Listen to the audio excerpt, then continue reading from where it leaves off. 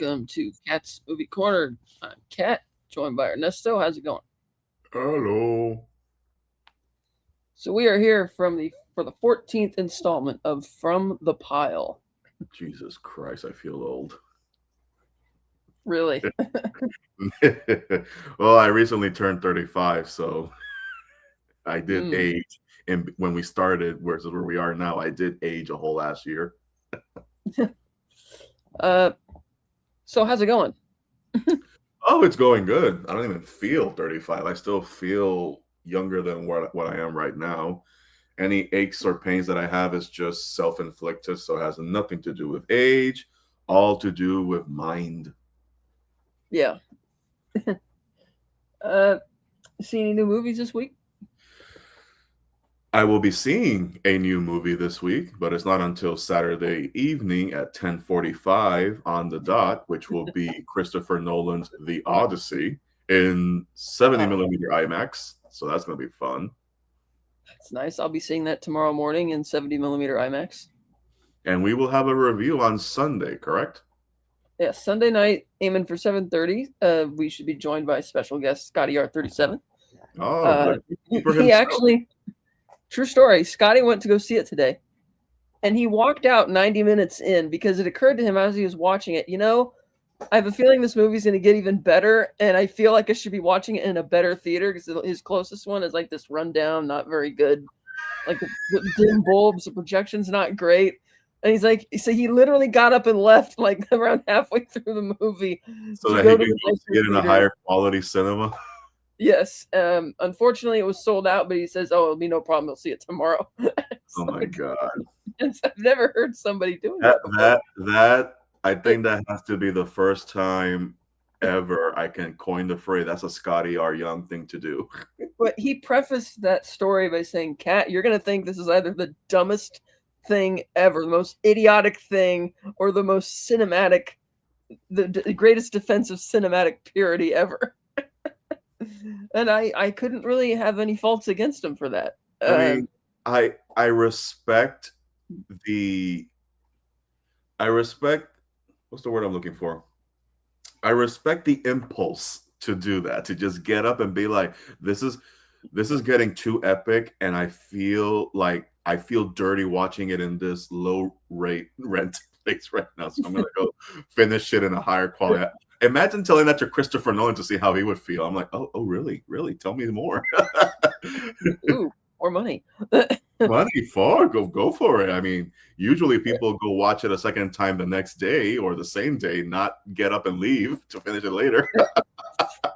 Hello, Lemon Pie. Says Scotty will return finally after protracted contract negotiations for the Phantasmagorium channel. For the Well, last we finally gave him the key to the basement. That's what happened. yes, for the last 3 episodes of From the Pile specifically, he said he wanted to come on, and he texted me like 2 hours before to say, "Sorry, I'm not coming." And I was like, "Yeah, okay, whatever." So we'll see if he shows up. Who knows? Because I would think that there'd be more showtimes sold out on a Saturday than a Friday for the Odyssey, but he seems to think he'll be able to get in. So Mind you, I bought my ticket barely when they went officially for everyone to buy. yeah, And every time I would pick a seat, it would be sold out by the time I hit purchase. So I was yeah. lucky to get the ticket I have. I couldn't believe that I even got tickets because like I didn't find out about it until like an hour after tickets went on sale or 2 hours after. And I saw about it in a chat and it worked perfectly. I got a perfect seat dead center. And there were about and I'm like, wow, that was ridiculously easy. I wonder what the deal. And then I heard that everybody else was having like internet problems, but the one time where I needed great internet and it worked. Uh, Yeah, I think you told me that it was on sale, and I immediately, as soon as I saw the notification, I went on my Harkins app because I wanted to see it in IMAX, true IMAX, not faux yeah, IMAX. So I went to my first, yeah, I think my first IMAX experience was the first Avatar movie mhm, when I was visiting Arizona at the time before I moved out here. yeah. So, and it was a Harkins movie theaters, and it's like what 10 stories tall, that whole theater. So it's like, damn. It's a pretty large format. So they haven't upgraded the seats because I feel like if they ever upgrade them to recliner seats, they're going to lose money. So I'm just going to do with what it is. That's the same theater where I took my dad to see Top Gun Maverick, and the AC was not working for the first hour of the movie, and it wasn't until that point that the AC turned on, and you can hear the audible when the AC started coming in. I'm like, oh god, that's the greatest feeling ever. Just woo.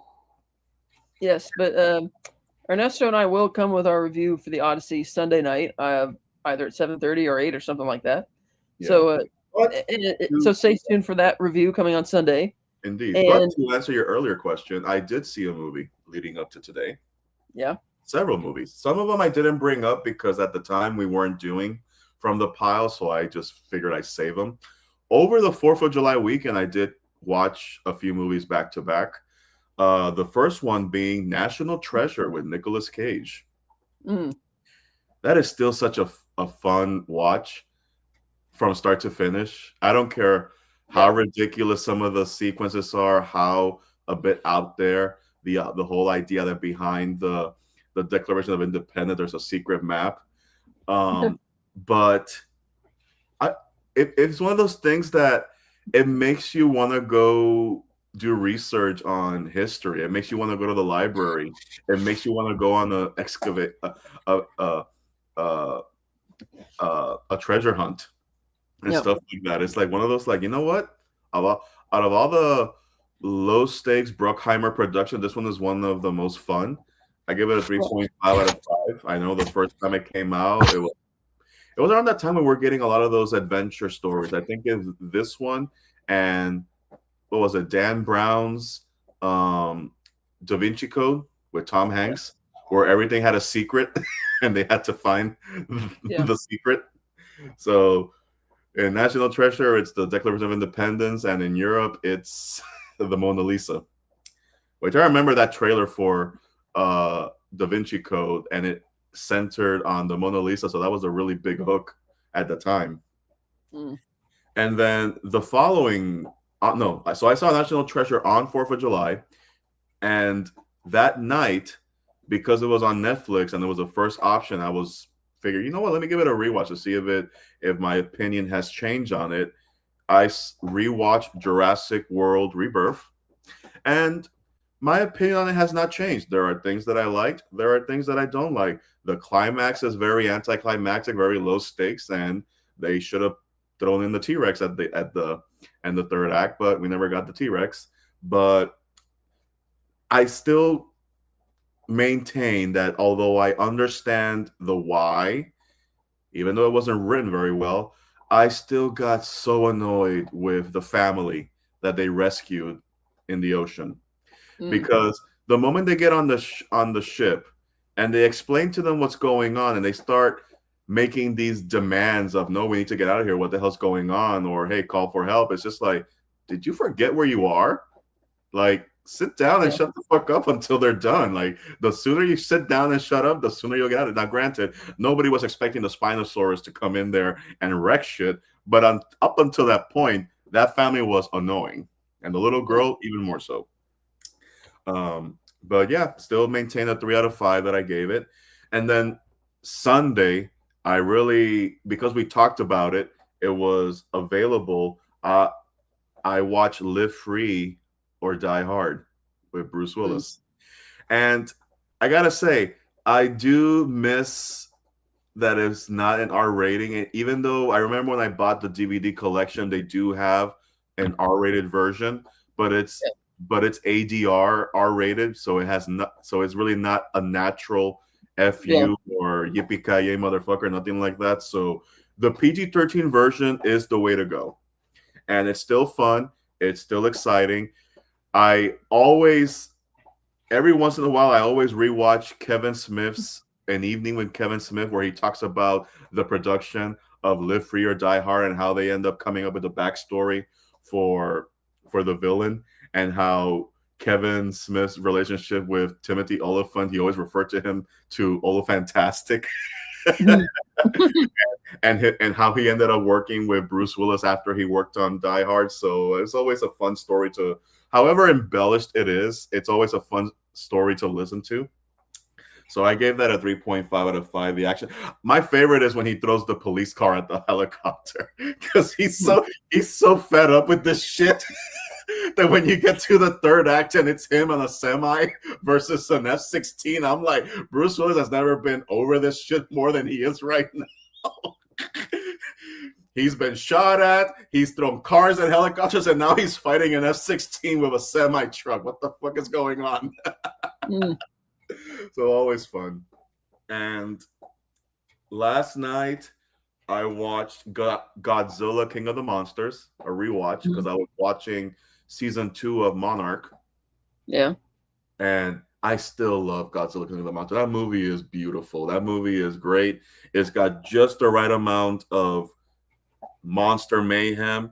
And I really don't mind the human element. My favorite scene is always going to be when they're at the oil rig, which is a Monarch depot, and Godzilla is asserting dominance, and they open up the shields, and you see him in the water with his scales in neon blue. I was like, this. I was quoting in real time, absolute cinema, because it's great. It's a great scene.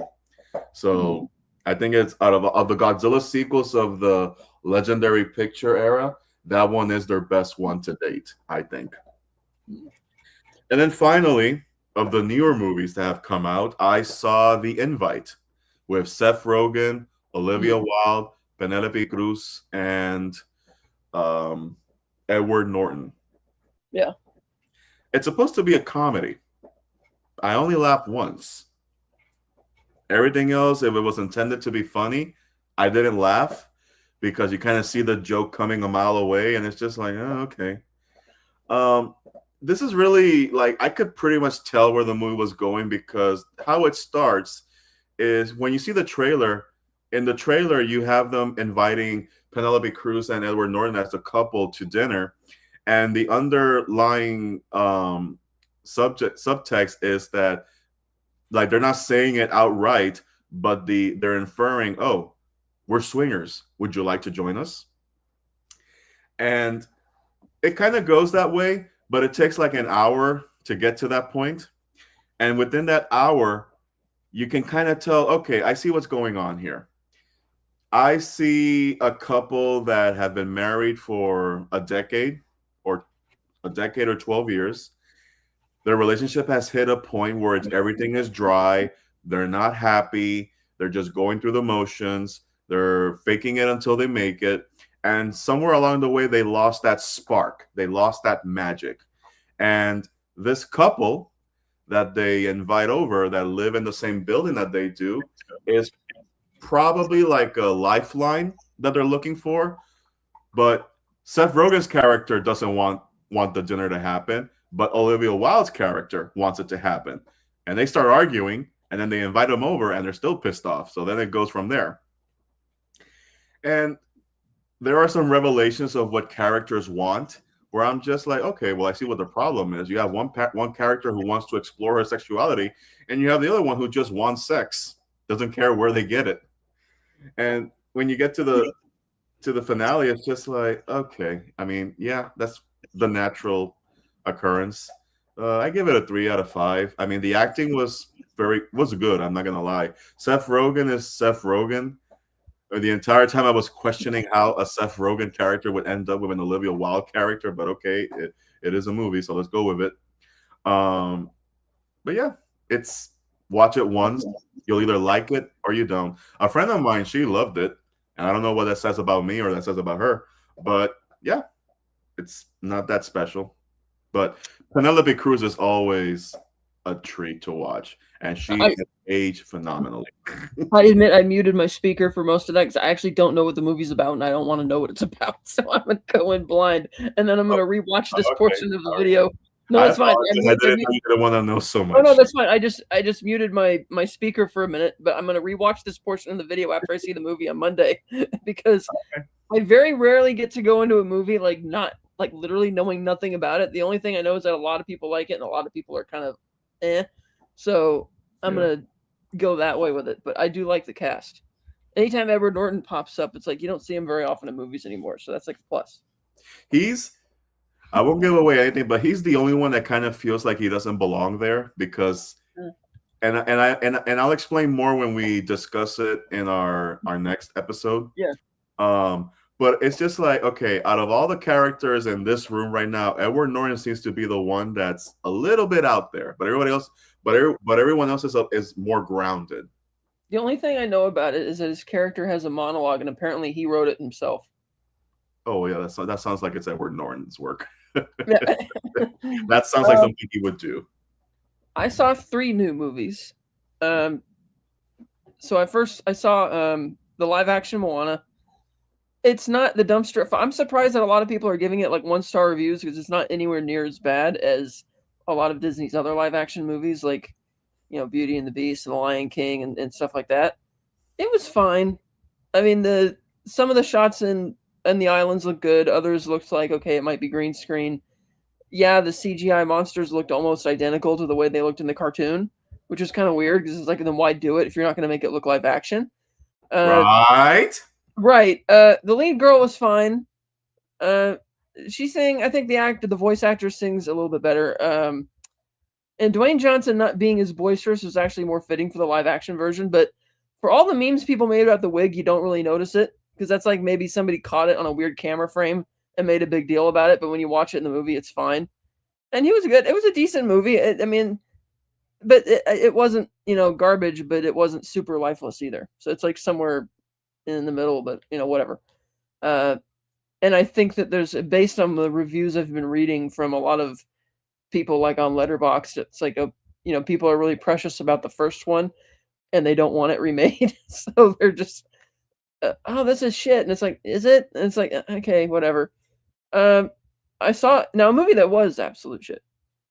Evil Dead Burn. It's not scary. It's not funny. There's no tension or suspense. There's no eerie atmosphere. It's relentlessly bleak and boring. And I kid you not, the family is so dysfunctional that you literally didn't need deadites in this movie. And that's not an exaggeration. They would have been at each other's throats because the scenario is that this foreign girl was dating this guy who's kind of a douchebag. He gets killed in a car accident where the deadites like jump on his car. And they go, and the girl shows up at his funeral wearing like sweatpants and a hoodie and doesn't have anything to say. And it's like, oh, okay, there's something really, you could tell there's something weird going on here. And they gather at the house of her brother-in-law, the other son, who for some reason has let this really nice old house where she got married in get dilapidated. He just didn't take care of it, and it looks like crap, like a haunted house type thing. And the family just hates her, and the father hates his other son, his living son, for letting the house go to shit. And it's like, and it's really like you're waiting for a powder keg to go off with these people, and it could be a really tense dinner scene of them just, if you had a really sharp script there, but it's not. And so when all the carnage starts, it's like none of these characters I actually care about. So you don't really care that some of them are turning into deadites or getting killed. It's like, whatever. And they established early on that the grandmother, the matriarch, has a dementia. And at first they play it sympathetically, but then they start using it for ill-timed humor and as a punchline. I'm like, that's really effed up because you're not playing a joke of her being senile. You made the case that, oh, she's got really bad dementia. It's kind of sad, but now you're making fun of her for it, which is really tasteless. So yeah, I didn't have my watch on me, but if I did, I would have checked it relentlessly. I'm not even sure how this connects to the previous movie. It's the idea that the dead patriarch of the family had spent his whole life traveling the world collecting evidence and researching the lore behind the deadites and all that kind of crap to protect his family or whatever. But it was just I can't. You had Fede Alvarez for the first reboot, which I didn't see, but I heard was pretty good. You had Lee Cronin, who did Evil Dead Rise, which also wasn't scary, but the actors were good, and it had a kind of eerie atmosphere with it. And then this one by a guy who I've never heard of before, and it was just You shared a meme with me that, or a factoid that he apparently wants to do a more comic accurate version of The Mask. I would say hell no after watching this movie. So it was so relentlessly dull, and the Deadites, they're just like regular zombies in this. And because the thing that Evil Dead has either humor or they do a good job maybe at like their characters. So you care when they, like in the previous movie, Evil Dead Rise. Yeah, it's not scary, but you care when the characters start turning into monsters. You like them. Here, that's not the case. And yeah, they're trying to do this half-baked kind of domestic violence story because it's not much. It's not really a spoiler. It's like the girl clearly hated the guy. He's a douchebag. Is it really a stretch to see that he was abusive? No. But it's like, when is this going to end? And I give it like 1.5 stars for the technical quality. And the actor who plays the brother-in-law, he looks a lot like Anton Yelchin, and that was just like the American version of Anton Yelchin. You had to do a double take. Oh, it was distracting throughout the whole movie. But you're not as good as him, and you're just dull. And you're trying to play him as like a normal character, but I'm like, I don't believe that in today's economy that if you are gifted a house like that on all this tons of private property out in the woods, that you're going to let it to go to shit. Because the protagonist, his sister-in-law, she got married in that house, and you see the wedding photos and how beautiful it looked. I'm like, how did you let this go to shit that badly? And he's like, oh well, whatever. And up to that point, they tried to play him like a normal, like relatable guy, and I'm like, no. So I don't see that movie. It was just bad. Well, I wasn't planning on it, and to be fair, I've not seen a single Evil Dead movie, so that's in the pile until further notice. Yeah. So then I saw Army of Darkness was fun. I saw that.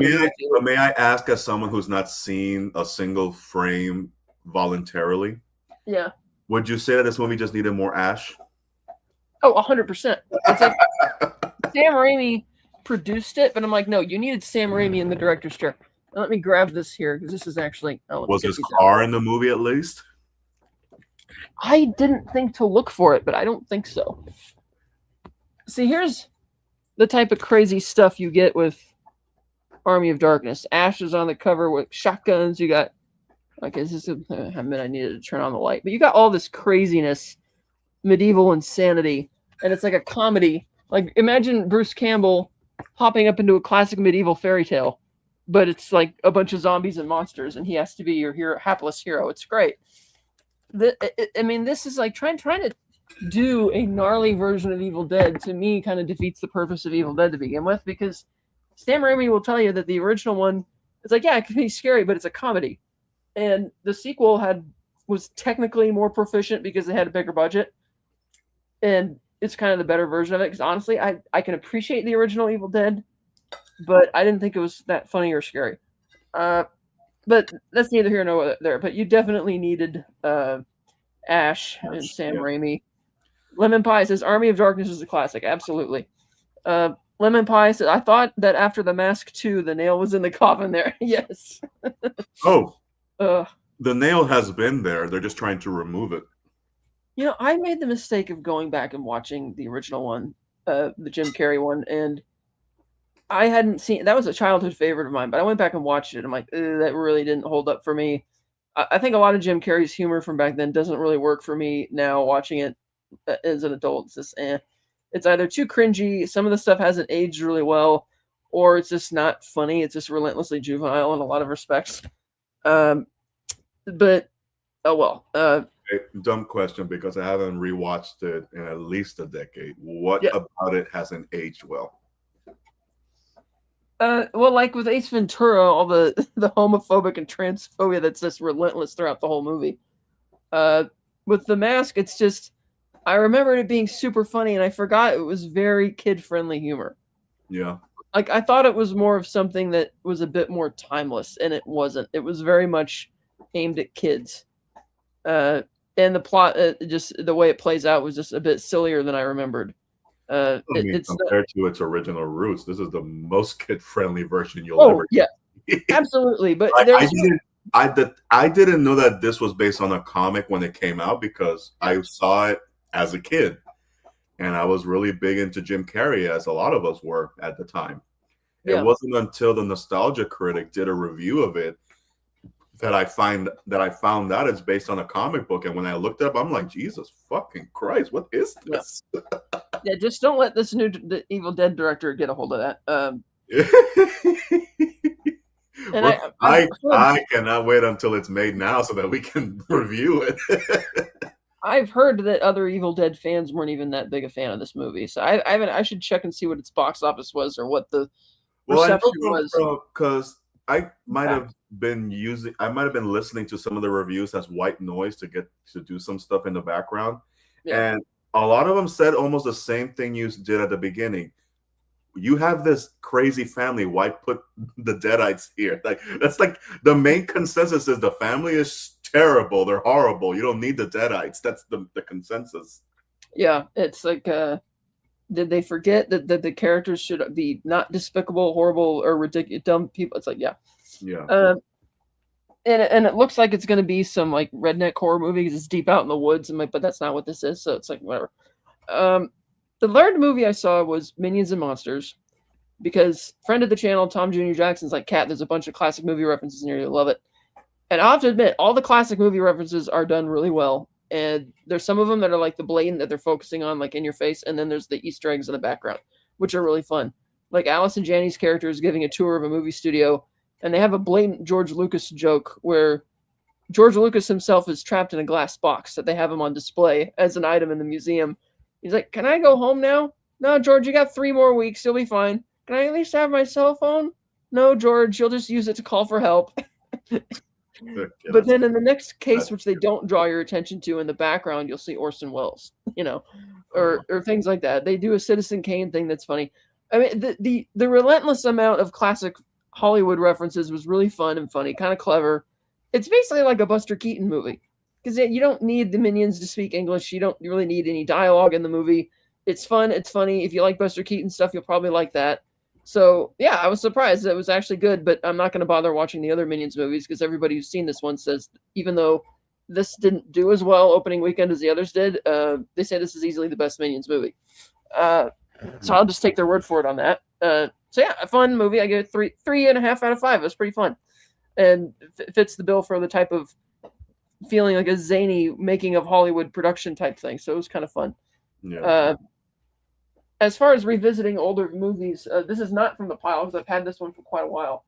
But last weekend I did rewatch The Flight of the Phoenix because I have the Criterion here. This is the original, not the bad remake. It's got James Stewart. Hush. It's not that bad. It's not that bad of a remake. It's okay. It's not that bad. Okay, so we got James Stewart, Hardy Kruger, Richard Attenborough, George Kennedy, Ernest Borgnine, a few other famous names who are escaping me right now. Peter Finch, a great movie. And I have no understanding of why Ian Bannon got a Best Supporting Actor nomination for this, because he's a member of the ensemble, but he does nothing to stand out whatsoever. I'm like, what? Like Hardy Kruger here should have gotten the supporting actor nom. He's wonderful in this movie. But the premise is basically this airplane.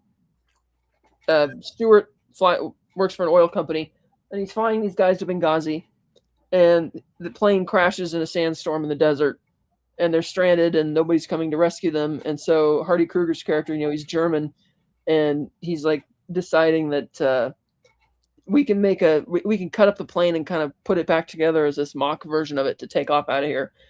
And unlike the book where everybody's, I believe, British, in the movie they decided, well, let's up the stakes a bit. Let's make the pilot American and a war veteran from World War II bombing Germany. And so they hired an actual war veteran who bombed Germany and James Stewart. And let's cast a German actor, blonde-haired, blue-eyed German, to be the guy who's going to be butting heads, because you have the traditionalist veteran pilot versus the calculating cold architect on the other side. So it's perfect.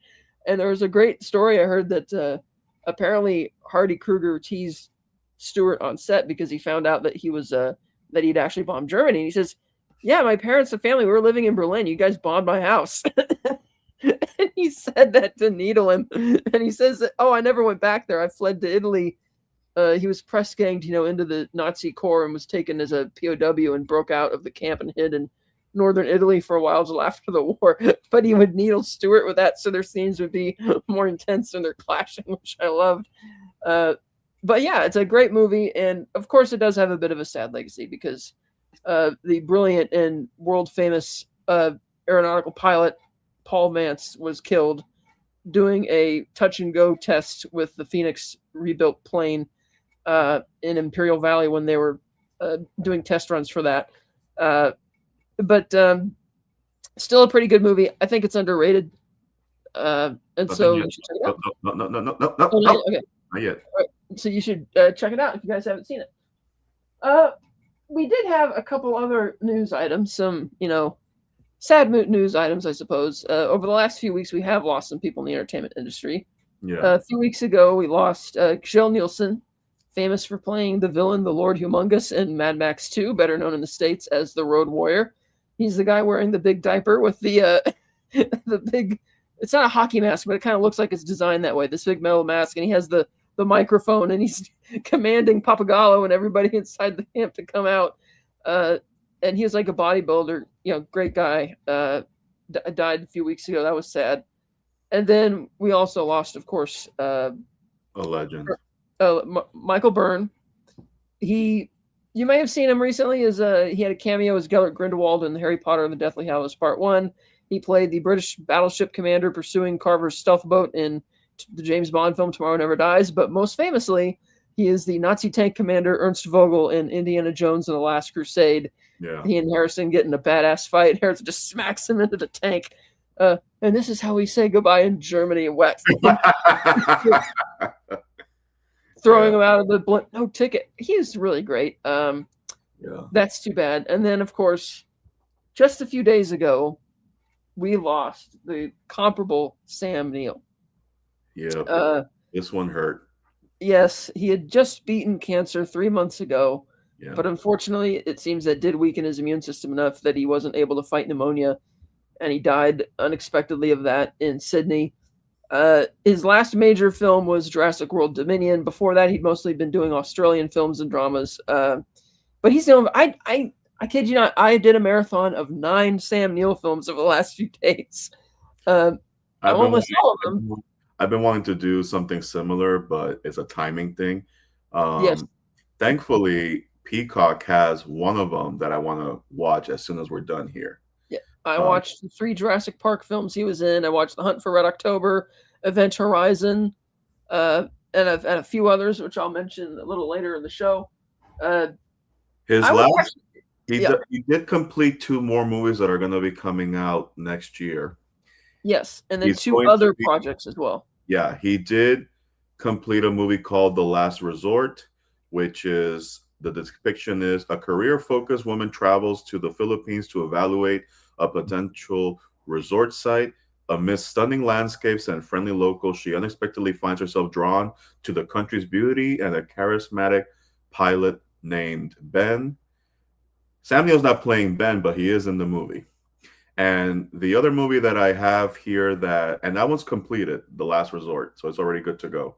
The last movie that's currently in post-production will be Godzilla Kong Supernova. Oh, he's in that one, huh? He is in that one, yes. 7, 8, 9. Yeah. So I also watched Hunt for the Wilder People, which he's hilarious in that. That's easily Taika Waititi's best film. I also watched one that doesn't really count as from the pile because it's a recent Australian film called Rams. It is a remake of an Icelandic film about he plays a sheep farmer, a shepherd, and his brother lives on the same ranch next door, and they haven't spoken in 40 years. And when they find out that their sheep have this disease, and they're ordered to kill their sheep and throw away most of their equipment, which they're going to be compensated for, it causes problems, and Sam's character decides to secretly keep 4 of the sheep, which he knows were not infected, even though that's highly illegal. And it's great seeing him having this genuine bond with his sheep, and he's playing like this cantankerous guy, kind of wants to be left alone, but he's a good guy. It was a really sweet movie. So I think it also plays to the fact that in real life, up until recently, he owned a farm and he had various types of animals. And when he would go on social media, he was always posting videos of cats, dogs, geese, ducks, chickens, hogs, goats, everything, and he treats them like his children. And I was going through social media, posting a lot of videos to my story of stuff that he's done. Like, I think one of my favorite things during the pandemic was watching all the videos of him and Jeff Goldblum just hanging Yeah. out. It's just so amazing just watching them hang out. I'm like, oh my god, this is what friendship really is like. And he was on the Graham Norton show, and he was talking about all the goats and sheep he has and how each one he named after people he's worked with and become friends with.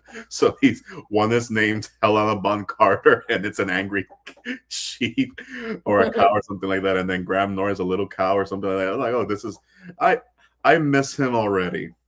And it's like I remember we were talking about um how how a lot of us growing up when we're watching TV and movies and stuff, we sometimes have our TV dads or movie dads, movie moms, movie families, TV families. Sam Neill to me was one of three people that I would say, if you're going to make the perfect recipe to recreate my father in incarnate form, you need three people. You need a Sam Neill, a Pierce Brosnan, and a James Earl Jones. James Earl Jones for the voice, because me and my dad, we both have deep voices. Pierce Brosnan for the good looks, and Sam Neill for the father figure that he encompasses. And all those three guys, I would always be like, if my dad was three guys, it's these three. He also made a lot of funny Instagram short films during COVID Yes, he did. that were hilarious. Uh, and he also was a wine connoisseur. He had a winery called Two Paddocks. Mhm. Uh, so yeah, he's really it was, and I was really surprised in a good way at just how big the outpouring was on the internet. Yeah. Because again, he hasn't done a ton of mainstream films in a long time, and I was wondering, I was like, "Oh, are the people are gonna?" Like, everybody's responding to Yep. him like he's everybody's dad, you Yep. know? And here's the thing: a lot of people that I follow on social media or people that I grew up with, friends and stuff, a lot of people who I would never guess knew the name Sam Neill were sharing the how they're affected by his loss. I'm like, wait, you're a fan of Sam Neill? Yeah. Really? You of all people, you. Like, I couldn't believe some of the people in my friends group that were affected by it. I'm just like, really? Why would you never tell me you were a fan of his? Oh wait, that's right. We were immature back then, so we never talked about this shit. Yes, and of course his most iconic Jurassic Park, the Dinosaur Man. I That's saw a great memory thing of him on a Facebook post that said, a bunch of 80s kids love dinosaurs, but a lot of 80s kids had their love of dinosaurs extended in the 90s and well beyond thanks to Sam Neill, the Dinosaur Man. mm-hmm. Uh, and it's like, yeah, which is a friendly term, of course, that comes from Jurassic Park 3. Yeah. But that, it was wonderful. So that was really sad. I wish he was in a lot more, bigger movies. At least more recently. But it was, as in, in the last 15 years or so. But it's a very sad loss. I randomly just last night or this morning, I was just my brain was working on works that Sam Neill has been, because Sam Neill, even in an interview, he said, I've never been a celebrity. I never wanted to be one, but I always got work. I did the work, and I had a good time doing it. And he was never really like the leading man, like the that you expect. But whenever he was on screen, he always gave you 100%. His characters were always memorable, and I made a list of the best movies that have Sam Neill. Not the best Sam Neill movies, because Yeah. he's never really like the headliner. He's just in the movies. And from I listed five that I feel like the most, at least that I've watched, because I haven't seen his Yeah. entire library. And even the ones that I have seen, I'm just like, eh. But and it's really not that he's the problem, it's that the movie's the problem. Mhm. Number five, Bicentennial Man with Robin Mhm. Williams. He plays the father of the family. Number four, The Hunter with Willem Yep. Dafoe, where they're hunting the extinct Tasmanian devil, I believe. No, Tasmanian tiger. Tasmanian, Tasmanian devils are alive and well. yeah, sorry, Tasmanian tiger, yeah. And it was really more of an Honestly. exploration of a dying breed. Like he's a hunter and he's hunting the last of his breed, and he himself is the last of his breed. But Sam Neill plays like the guide. Yeah. My favorite version of the Jungle Book, the live action Jungle Book that was done in the 90s, um, that came out in 1994, directed by Stephen Sommers, starring Jason Scott Lee, Carrie Elways, Lena Headey, and John Cleese, Jason Fleming, Estefan Khalipa, and Ron Donaci. My favorite Jungle Book adaptation. Don't ask me why. That's the one I grew up with. I even grew up with the animated one, but the one that left the most impact was the Jungle Book. The second one being, I know it was like I think it was a mini series, but when I watched it, it was edited into a movie. Was Merlin, which is fantastic. my favorite adaptation of anything Arthurian to ever exist, and I don't think anything can top it in my so far. Even Excalibur. And then, hi Scotty, thank you for man. And of course, as you already showed us, Kat, the cream of the crop, Jurassic Park. You know, yes. What can, like, as much as we came for the dinosaurs, we stayed with the characters, and Sam is a testament to why those characters are iconic and memorable. Yes. Yes. I second that. Emotion. What are some of your favorite Sam Neill performances, Scott? You know what? And it is a physical media that I do want to possess. I don't have it yet. Actually, and both of these are accurate. I love him as the antagonist in Memoirs of an Invisible Man. And I've never seen In the Mouth of Madness. Okay. And both of those I want. For shame. You know what? A lot of people were going all bug nuts about the Omen 3 or whatever. 2. Yeah. And I'm like, I've never seen it, and I don't really care to. He was apparently really good in it, though. That's what I heard. So Ernesto, I see you have another. Are you ready for me to share your screen? Yes. Before you do, so last week while we were discussing our comic book Batman show, I think we started this new trend that we can probably do either once a week or bi-weekly of things that were announced back then and where we are now. Mm-hmm. And I wanted to follow it up with this image that you can share right now. It was how it was versus where we are right now. You remember this image? Oh, I Comic-Con?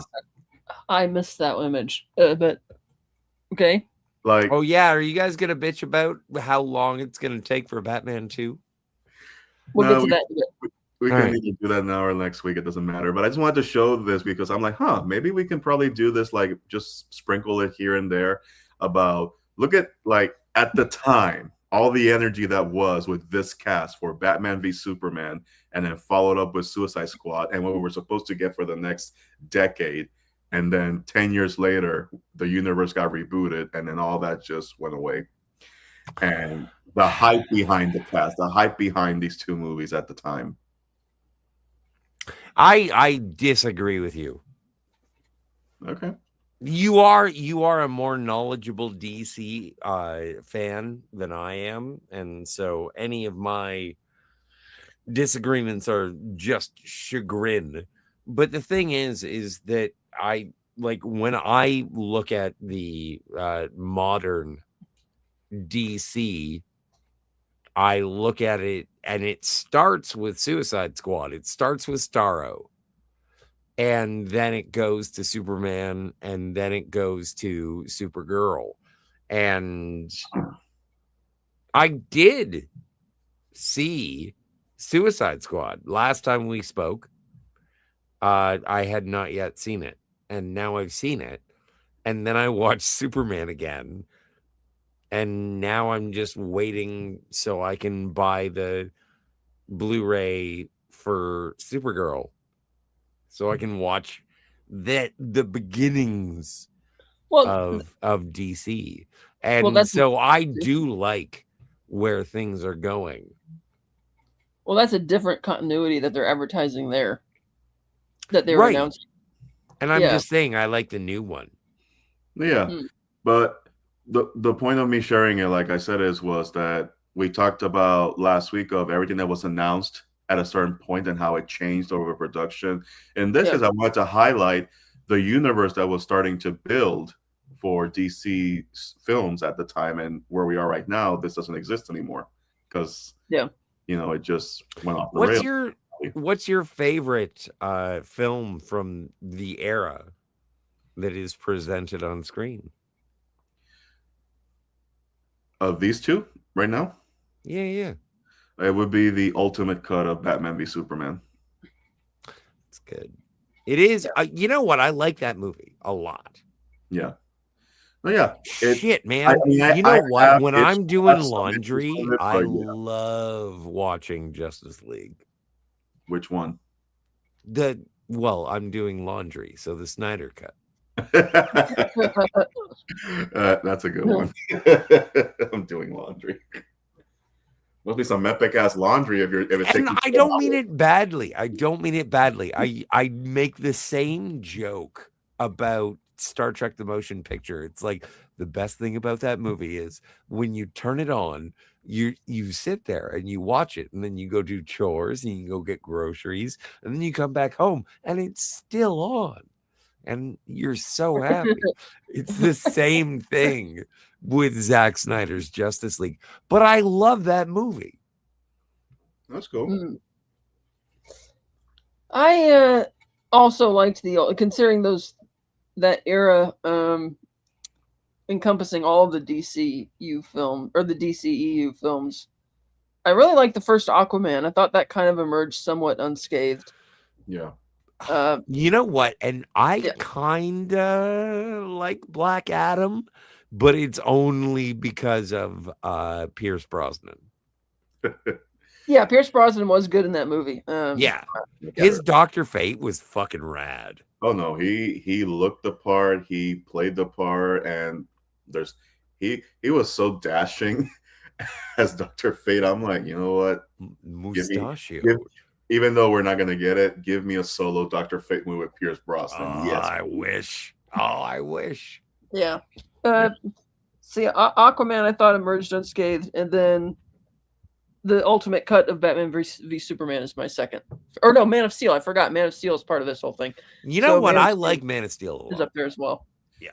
Well, I was just going the way Scott presented the question. I thought he was referring to these two movies specifically, but of the era, I think it would be Batman versus Superman, Man of Steel, Zack Snyder's Justice League, Aquaman, and Wonder Woman. Yeah. Oh, fuck, man. You know what? I liked Wonder Woman, but when I was watching the first one, I was just like, oh, it's Captain America, but she's a girl. Yeah, because they did copy a bit of that from the climax. Yeah, it was like World War I versus World War II. Well, it's also Steve having and the climax in Wonder Woman did suck balls. Well, it's also Steve having to steal the plane with all the weapons and to sacrifice that you literally took. Yeah, and also, no, you're absolutely correct. To be fair, the end of Captain America is just like, well, I don't know. We have to get him into ice somehow. Yeah, so that's kind of my thoughts on that. I don't remember that photo spread though. I missed it. Yeah, maybe it's out of my. It was on that weekend for Comic-Con when they were promoting Batman versus Superman. And that was also back in the day when you and Dan would post like hundreds of stories a day in the CBO group, and I probably just missed correction. Dan tried. I took over posting. So there are two things from the pile. Well, we're not getting to that yet. All right. since you Well, brought it okay, up, so then can I just break in with breaking news? breaking news. I saw the Odyssey. Oh, I told the story. It was funny. You told me. You saw part of it, not the whole lot of it. Dude, I am such an advocate for a movie that I have not yet seen the entire thing. Yes, you're right. I told our viewers that story, and they gave a thumbs up to it. They support your decision. And I'm gonna coin the phrase. Well, that's a Scotty Argon thing to do. Yeah, no, that it's total. Yeah, of course. I never left. I am just impressed because the amount of fortitude you have to amass to just on impulse just get up and walk out while it was getting good. Well, oh my god. Because it's one thing to leave the cinema when it's terrible, but you left when it was getting good. And it was really, really good. And I was like, I gotta see this on a better screen. Damn. But since you brought it up, we'll just talk about it anyway. So news broke the other day that, shocker, the Batman Part 2 has been delayed. Honestly, yes. I was kind of expecting this because this was supposed to start production back in January. My buddy in the UK had actually seen flyers there recruiting production assistants for what was supposed to be a late January start. And for some reason, it got delayed at the last second for 5 months, and they didn't start till late June. And the current production schedule, they're not supposed to finish filming till February. And sometime in like late February. And Matt Reeves has said repeatedly in the past he likes having a full year in the editing bay. So that tracks in terms of his schedule. And I think Warner Brothers was just hopeful that he would, kick it into high gear, and he didn't. And so they're like, fine, we'll push it to February, which is, just a week and a half, 2 weeks before the release date for the other one, and that one did fine. So I guess that's their logic. Don't you feel bad that it's going to be released in February? Because February is like a bad month to release a movie. It's just like, it's almost like they don't have faith in it, or they're attempting to put a flagpole in February. They obviously have faith in it, because with all the delays, they would have just scrapped this a long time ago if they didn't have faith in it. And it's filming right now. So they're all for it. It's just, they just probably had push and shove over. You don't need a year in the editing room, Matt. Yes, I do. No, you don't. Yes, I do. And they finally decided, I guess, not to fight him on it anymore. So it's going to be February 2028 now. Yeah, you want to share the image of when the part 3 is going to come out? Yes, there it is. I've seen that. It's going to be like That's funny. It will be Batman Beyond, the movie. Well, here's what when Kat sent that to me, I immediately sent her an emoji. Are you fucking kidding me? Face. And then the conversation went like this. At this point, it will be pushed to 2030. Kat's like, well, I'll be in the retirement home by the time part 3 releases. And I'm like, yep. And Robert will be 45 years old. Like, I get you want to make the best movie, but it does not take 6 years to do that. Yeah. And then this is when Kat tells me, still, I'm not surprised since they were supposed to start shooting in late January, and Reeves says he prefers to have 1 year in the editing. To which I said, what? Is he taking a day to edit 2 frames? If it was a day to edit 2 frames, then that would be 20 years in the edit bay for as long as the movie will probably be. Kat, do you think that we're gonna get a new Batman movie before we get a new James Bond movie? We might get a new Batman movie before we get a new Grand Theft Auto. Yeah, we will, because even though the next round of auditions for James Bond is next month, and Denis Villeneuve says he wants to hit the ground running in January. He's not taking time off between the Dune press junket and Bond, which is good to hear.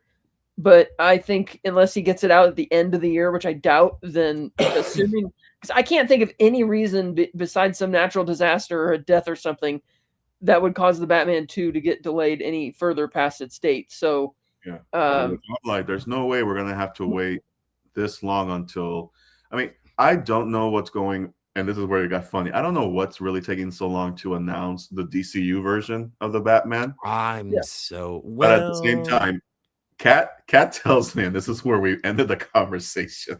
Kat tells me the lead rumor is that James Gunn will end up making that movie, to which I said, well, fuck me up the ass with a Joker-ized fish.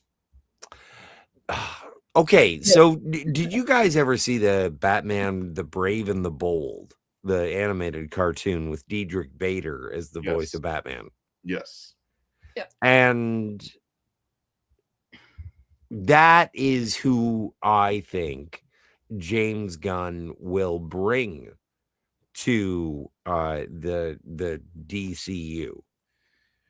Yes, let's go back to Batman and Robin era. That's gonna work out. But here's the defense. I do not disagree. Here's my defense towards that show. That show got unfairly criticized when it started because they were really trying something new as far as tone. They were going more for the Silver Age area. But guess what? After the first season or two, they got into more serious storytelling. But they kept the aesthetic, and it got better to the point that when it left, we started missing it. It's like give them a little bit of a moment. I mean, yeah, it's because it's coming off of the Batman. Like it was a complete tonal shift. And then following that, we were supposed to get the 3D animated one, Beware the Batman. And that one started off a little, wonky, but then after the first few episodes, it started growing on you, and then it didn't make it past the season because at the time, Beware the Batman, the reboot of Thundercats, and Young Justice, all three of those shows on their Cartoon Network, they were canceled when it was getting good or the potential was about to be there because nobody was buying toys. Or the marketing was not there, and they just, you know what, we're spending more money animating it than we are gaining money from merchandise. Yeah. So we have, before we jump into our From the Pile, trivia. What? I'm new here. Trivia. All right. I can win. Hey, by the way, Ernesto. Scotty. You look great, man. You're a handsome devil. Cat, you look good too. Oh boy, the orgy's about to start. Whatever. Shut up.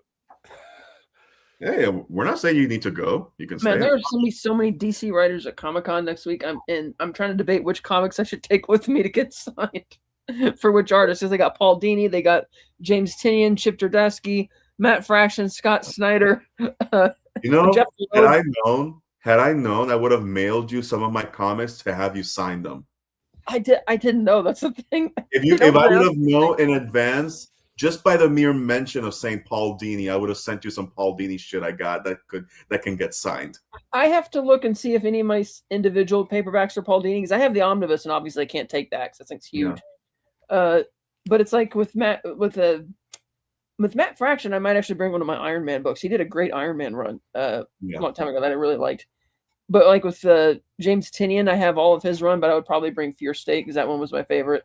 His first 3 volumes of Detective Comics from the DC Rebirth area, some of the best Batman writing he's ever done.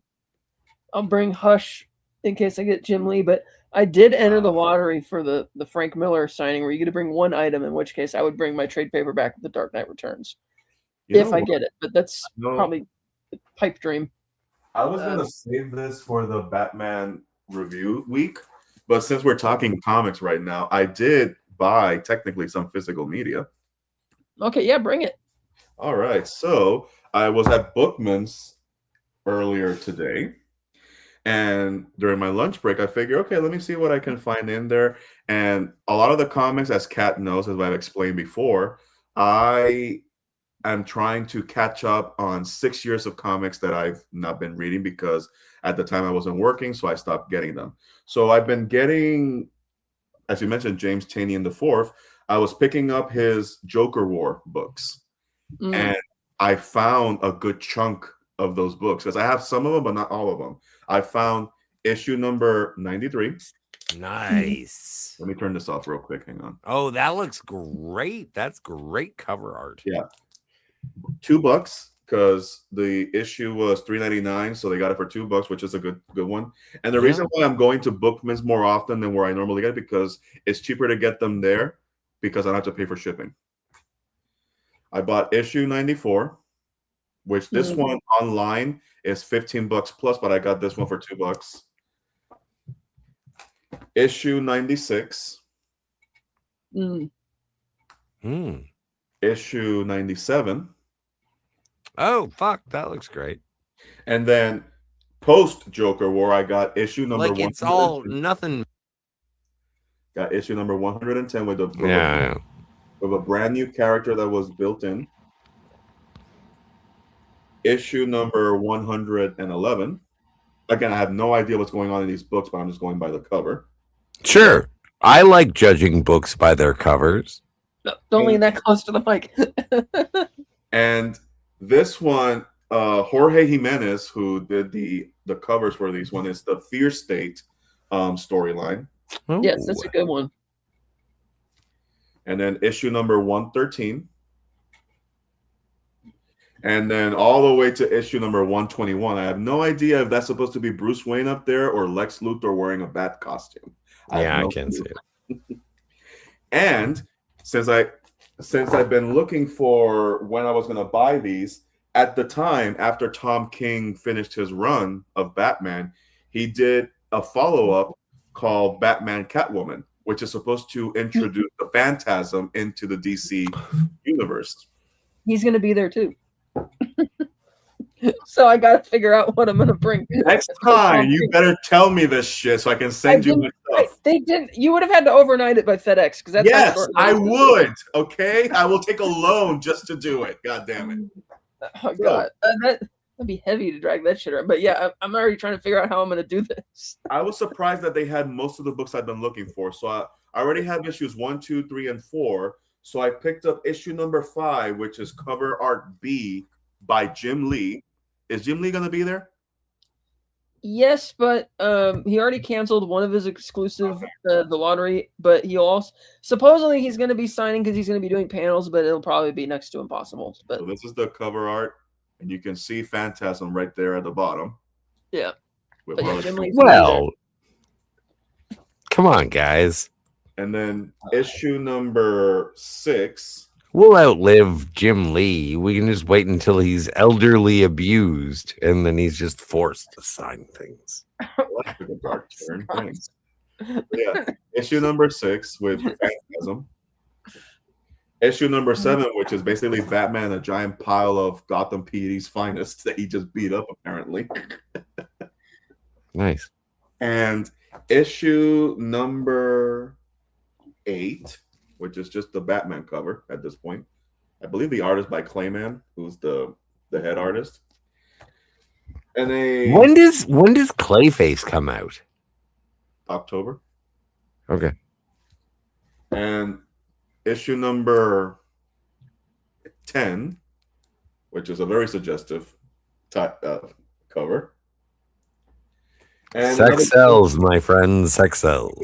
Hey, it is a visual medium. And then finally, another Jim Lee cover for issue number 11. So all I'm missing is issues number 9 and number 12. So I'm almost there. And I got each one. The ones that were Jim Lee, they're all $5, and the ones that are regular cover are $3.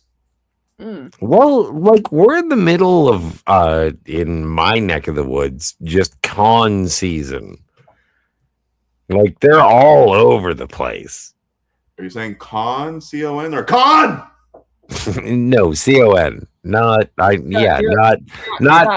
dish best served cold. Scott, you're screaming into the mic. You're too close to the mic. Am I too close? I'm sorry. Yeah, that's better. Yeah. All right, my mistake. That's why I couldn't understand. No, but like right now, yeah, I'm looking forward. I'm hoping. What was it? I saw that Mel Gibson was going to be at Fan Expo in Toronto. And then it was going to be like $250 to get him to sign my copy of Air America. Why not Lethal Weapon? That would make more sense. No, but I really like Air America. That was a fun movie. Yeah. Anyway. Trivia. Oh, the trivia. Yes, let's go. Okay. Question number 1037. Yes. Thanks. Here we go. Aha. So do we just yell it out when we know? There's multiple. He gives a multiple choice, but then yes, we can think and guess. And we're doing 2 of them. All right. Yes. All right. Question number 1037. Yeah. What auteur crafted the Yojimbo-inspired shoot 'em up called A Fistful of Dollars? Is it A, Sergio Corbucci, B, Sergio Leone, C? It's Sergio Leone. Agreed. It is correct. Don't let me finish. Just go for it. I'm sorry, I had to go for it. All right. Next, and I'm the one who always gets in like, oh, you're interrupting, Scott. It's like, no, Cat knows it. So why would I say it? Next question in the category of directors. Question number 1038. What filmmaker made Marty and later remade All Quiet on the Western Front? Ooh, good question. He made Marty and he remade All Quiet? Yeah, remember the one with John Boy from the Waltons? Yeah. I forgot that one. Is it A, Louis Milestone, B, Delbert Mann, C, Anthony Mann, or D, Martin Ritt? I want to say Delbert. Yeah. Excuse me. I have no idea, so I'm just gonna go with Scott and say Delbert. Is it B? It is B. Delbert Mann. We advance to go and collect $200. Tune in next time for question number 2475. I have that All Quiet. It's over there. I can't get it right now, but I do have that. I have the Delbert Mann All Quiet in the Western Front. Yeah. Is there anything else people wanted to cover before we move on to our main topic? Yes, I have one more thing to throw out there. Trailers. Oh. A lot of trailers have been released. I made a list, and if you see them, great. If not, we'll just go through one. Peacock released a 40-second teaser for an upcoming either series or streaming movie, Camp Crystal Lake, from the point of view of Jason's mother, played by Linda Cardellini. Well, you know what? The only thing that I'm like, I can't say anything bad about it because I absolutely adore Linda Cardellini. So I'm in. Cap? That sounds fun. A trailer for a re-release of Fifth Element has been released this week. That's right. That's going to be what, next week? Yep. Oh, you know what? I never had the opportunity to see The Fifth Element in theater. And so that would be fucking rad. Yep. I would like that. A trailer has been released to announce the production starting for The Hunt for Gollum. That's so weird how they announce trailers for things like that. It's like you could just put out the freaking announcement. Well, it wasn't even a trailer; it was just an announcement that it's like a production announcement. They used to do those all the time. Like, do you not remember Entertainment Tonight? I feel like that's been in production for years now. People have been talking about it for years. They haven't started doing this now. My God! I thought either way, I don't. I thought this was supposed to come out in December or something. I don't know. Yeah, next year. I wish Jill were here so that she could fucking flick me in the head and say, stop saying that you hate Lord of the Rings. I just don't care about Lord of the Rings, so fuck it. Okay. I'm just not jazzed for this movie, even though Andy Serkis, I kind of trust him, but why? He made that bullshit fucking Animal Farm movie. I have a feeling that was more of the fault of Angel Studios than it was. Angel Studios fuck up, not an Andy Serkis fuck up. Yeah, that's not an Andy Serkis fuck up. All right. Well, I do appreciate. I refuse. I appreciate him as an artist, and so if you are giving him the benefit of the doubt, as will I. Old Man Bird, I'll be damned. He has returned. $10 super chat. Thank you so much, Old Man Bird. You know what, Old Man Bird? It sucks when you announce your own return. By the way, I mentioned this to Kat the other day. They're selling the mansion that they used to film a Wayne Manor, the Adam West show for like. I'm just kidding, Gene. And I figure you're a good man. Let's get Old Man Bird to donate 1999 up 1.6 million times so we can buy the mansion. Oh, nice. It's been on the market for a bit. I've been seeing that, and Yep, we can friend of make the an channel, offer Tom after, Jr. Jackson, after wanted me to buy it. 1.6 million donations. You know what? One day, a She-Hulk will show up at my door, Friend of and the I'll channel, be like, "Oh, you son of a bitch!" friend of the channel, Tom Jr. Jackson wanted me to buy it. I'm like, oh, if you lend me the money, the mansion, that is. I was talking about you, Scotty R37. Yes, I know. That's the fuck. Is it impossible to be purposefully obtuse here, sir? Old Man Bird, you're a gentleman. Thank you so much for keeping the Phantasmagorium. The Did other you just drop trailer, in, Old Man Bird? Because he just he kind of just dropped in on us unexpectedly around maybe 10 minutes Just ago. showed up, shot some coin. the other trailer that were released is with Pedro Pascal, directed by Tony Gilroy. Oh, dude. What's it called? The Behemoth? Behemoth with an exclamation Yeah. point. What do you think? I don't know what's it gonna be about, but the trailer composition is fantastic. But okay, so what's the you know, the movie with the lady who was the conductor? Oh, Tar? Yeah. Mm. Is this gonna be like Tarish?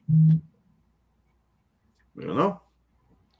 Old Man Bird says, now I got to rewatch. You got me. I thought you were serious, Scotty. Nah, I'm just. Hey, Old Man Bird, if I weren't fucking with you, why would you pay? We got the official first trailer for Digger with Tom Cruise, directed by. What do you think of that? I thought it was definitely weird because everybody keeps talking about how like the Gold Derby are like this is going to be a big Oscar movie, and I'm watching the trailer for this and I'm like, okay, it looks kind of goofy. Yeah, job is okay. Kinda.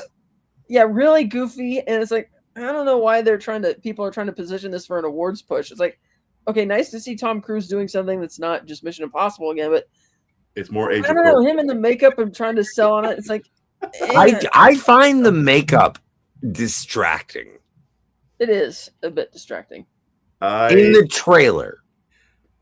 I think that whatever this is, they're going for it, and it's going to be wacky. And I think it's going to play better when we watch it because the trailer is just nonsense. It's just a cacophony of scenes.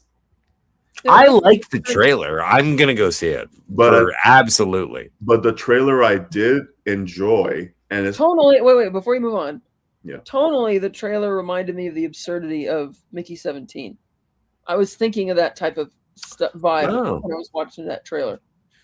But for the Digger movie, the trailer that came before, which is basically a rundown of Tom Cruise's career as an actor, I like that more because it's the lead up that I liked. Right, but it's building expectations, and then you watch the actual trailer, and it's like I know. I'm just saying that before this trailer, I was salivating at the previous one because whoever edited that, this like, you know what? We're gonna make a Tom Cruise trailer. We're not gonna make a Digger. It's a Tom Cruise trailer. If I may offer, yes, I am a big fan of Southland Tales. Mm. The David Kelly. I forget which one. And I like it because of the absurdity, and I like it because of the grandiose nature of it and the emphatic performance. And I'm getting the same vibe from Digger. I did very much enjoy Birdman. Mm-hmm. I don't like everything before that. Inarritu, or what's his name? Alejandro Inarritu.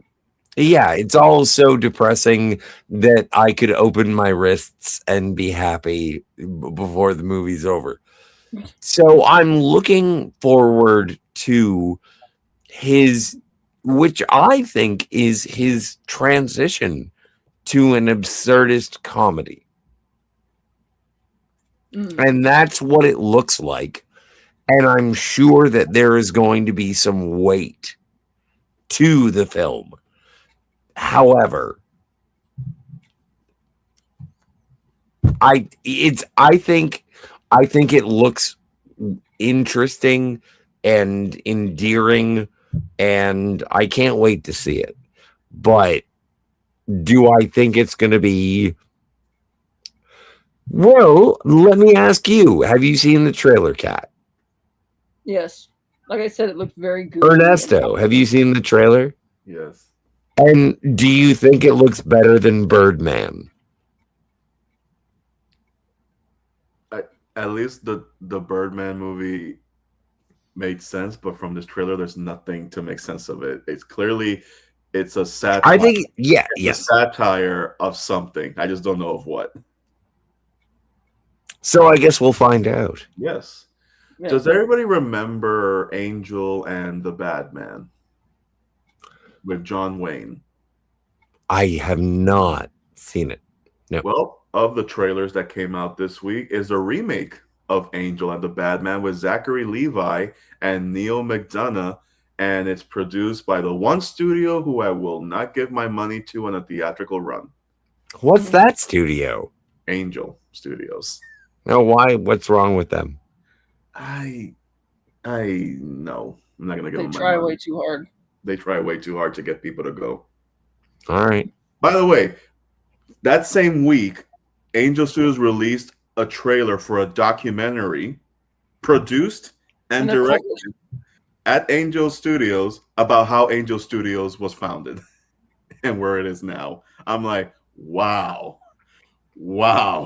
That's like some Golden Globus shit. I'm like, okay. And then there was also a trailer for I Play Rocky, which is the...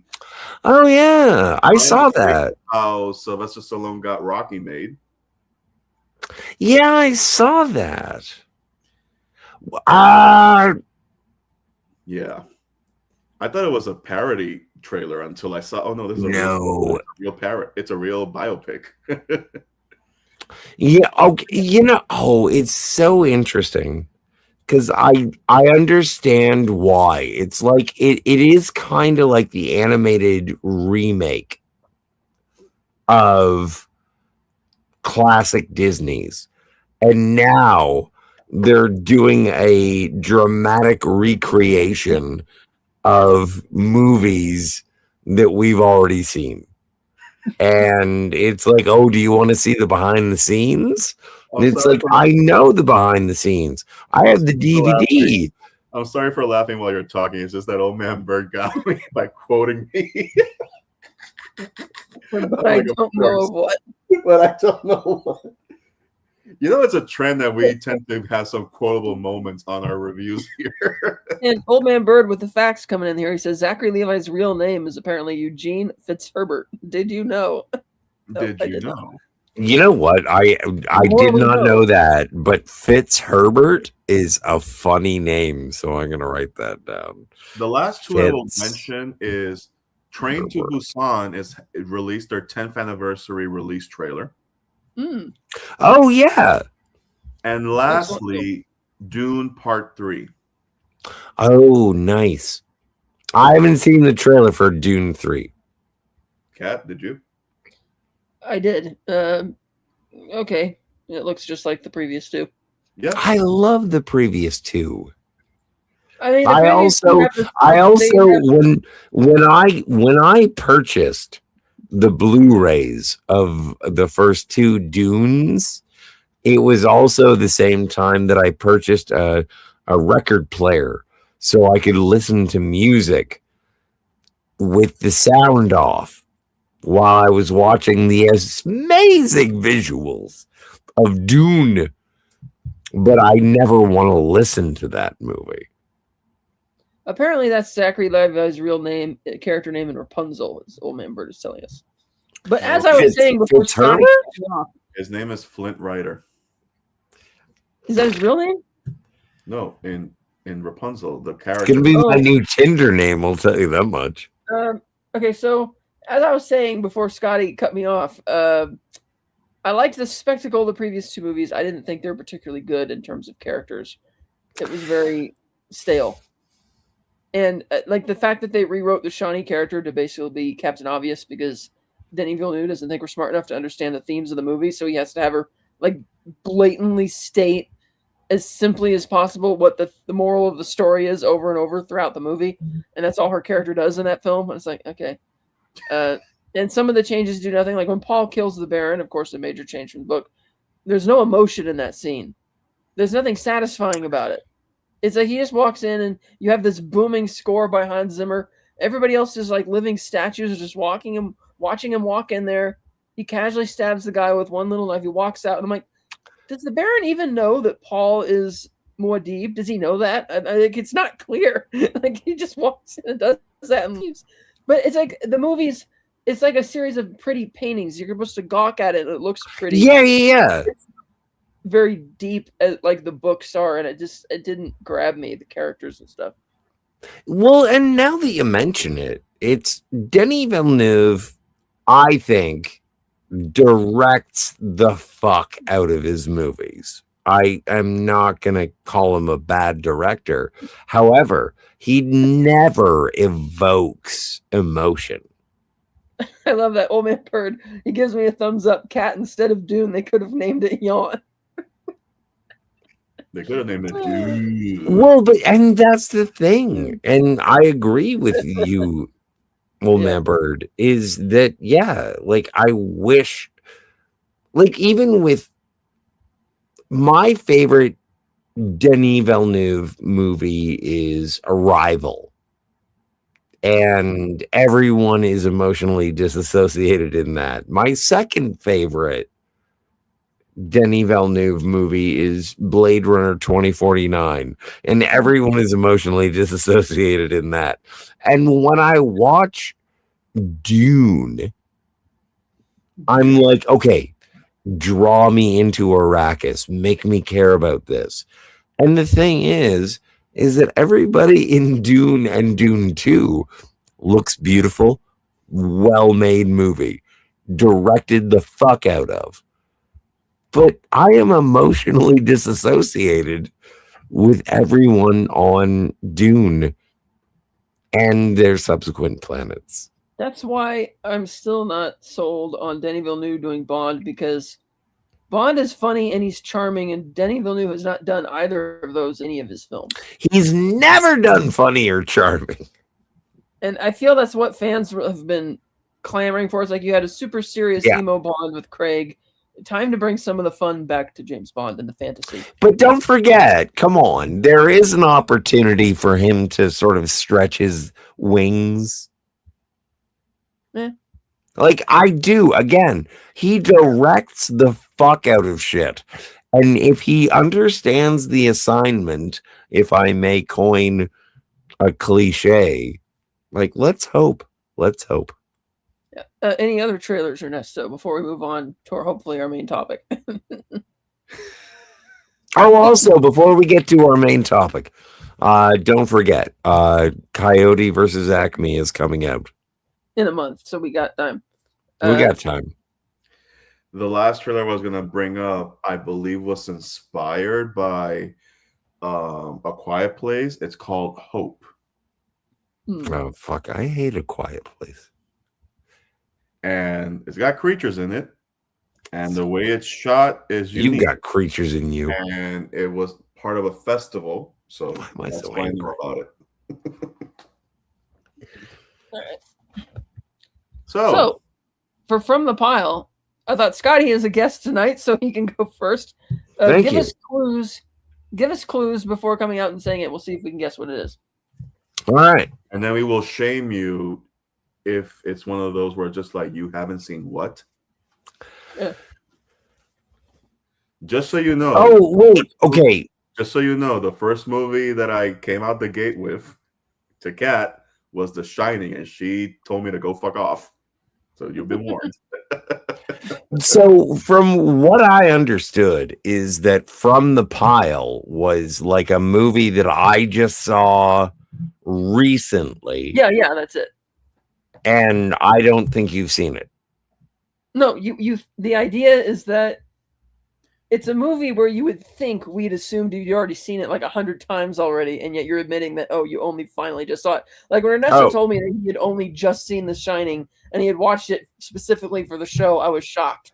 I couldn't believe it.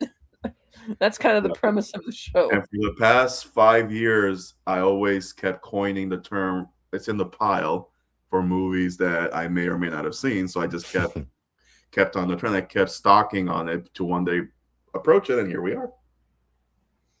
Yep. All right. Well, I think I broke the rules. That's fine. Just do what you want to do. All right. We like you.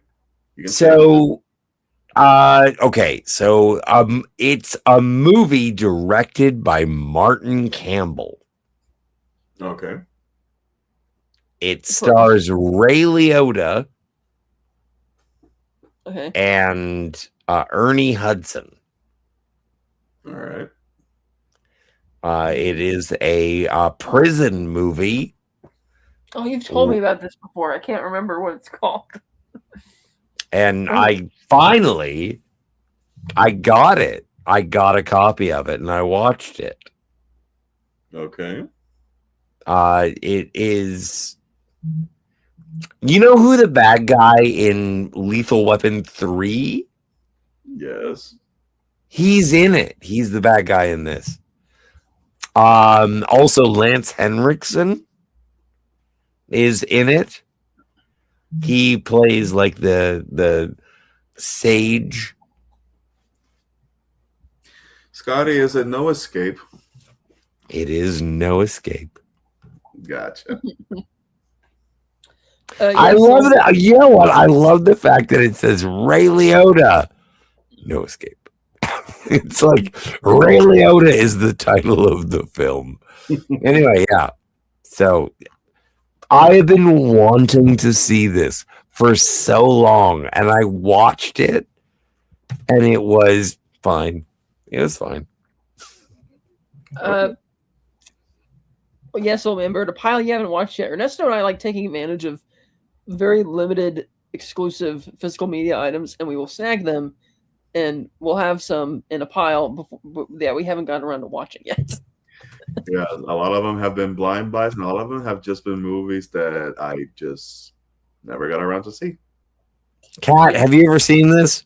Ernesto? Eugene? I've never heard of it. By the way, thank you for reminding me. To this day, I have not received my signed autograph from Danny Trejo. You didn't? Yeah, you never did.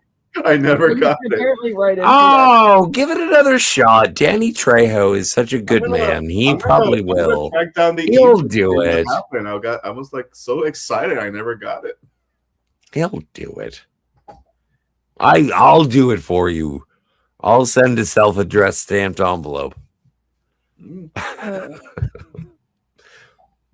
All right, Ernesto. What is your favorite movie that you've never seen? We're not going to get to that. We don't have that here. We're not going to get to that. My favorite movie that I've never seen, and it's on its way. I ordered it. Mm-hmm. It's on its way. Is The Conversation, directed by Francis Ford Coppola, starring Gene Hackman. Okay. For shame. Yeah. Okay. For shame? All right, I'm gonna go have a cigarette. You guys fucking fight it out. I'm sick and tired of your bullshit ass. But you haven't seen it. Old man Bird gets it. I'm sick and tired of this abuse. How many PBRs tonight? He wants to know. 17. I guess your AA isn't working out. Machete will return and catch. Hey, first things first about AA. The second thing is anonymous. Yeah.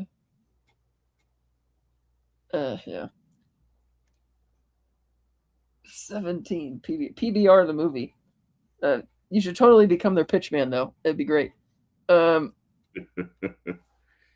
Ernesto, you go next. All right. Well,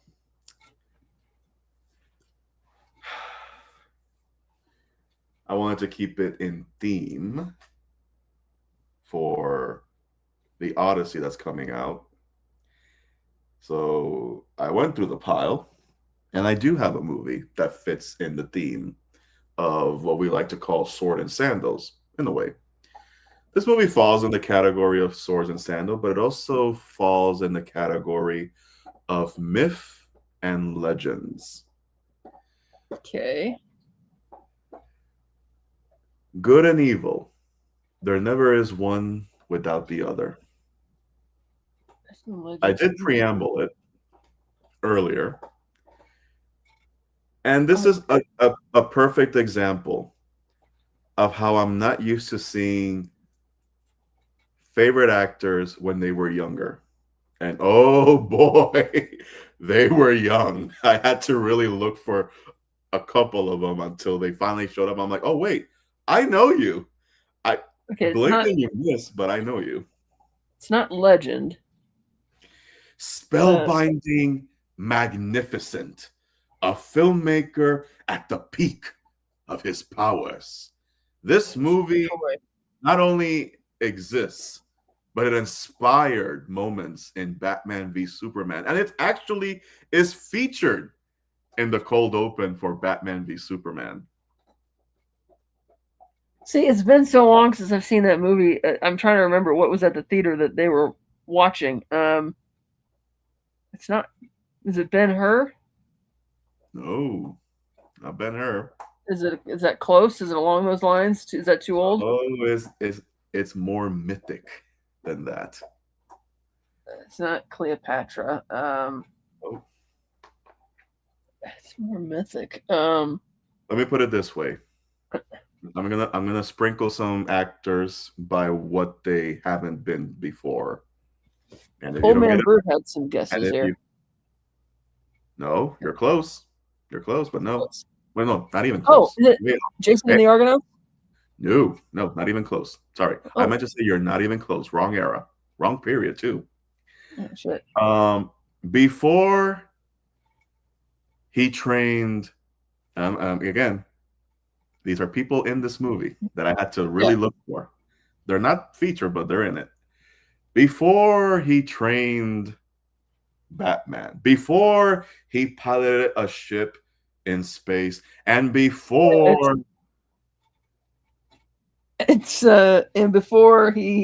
before she was a gilf. It's not Rob Roy. A gilf? People will know once I bring it up. Oh God, I feel like I should know. How old is this movie? Is it something I have seen? It's from 1981. It's not Das Boot. No. And let me preface this by saying that the movies that this director has made and produced, I have not seen a single one, and this is the first one. What the fuck else came out in 1981? I'm kind of stumped. What is it? Excalibur. Oh, no wonder I haven't seen that movie. I'm not into it. and Scotty just dropped it on a dime when I mentioned that Merlin was my favorite adaptation of Arthurian legend, and he was like, "Shut the fuck up, Scotty!" Goddamn, giving it away. But yes, I finally watched Excalibur. Spellbinding, magnificent, a filmmaker at the peak of his powers. Not really. But who made it? Where you were going? It was directed. It's directed by John Boorman. Oh, okay. He also directed. He either directed or produced Zardoz. I've never seen Zardoz. That's one that's in the pile. But out of all the movies and TV shows that he's directed or produced, I've not seen a single one, and this is the first one. This movie, again, here's the cast. This is how young they were. Again, I am not used to seeing them this young because I'm so used to seeing them old, vintage, basically. Yep. The cast for this movie is, and they follow, Nigel Terry as King Arthur, Helen Mirren as Morgana, Nicholas Clay as Lancelot, Cherie Lungi as Guinevere, Paul Jeffrey as Percival, Nicole Williamson as Merlin, Robert Addy as Mordred, Gabriel Byrne as Uther Pendragon, Keith Buckley as Urians, Katrine Borman as Igraine, Liam Neeson as Gawain, and Corin Redgrave as Cornwall, Patrick Stewart as Leondegrance, Clive Swift as Hector, and himself with the curious name Kieran Hines as Lot.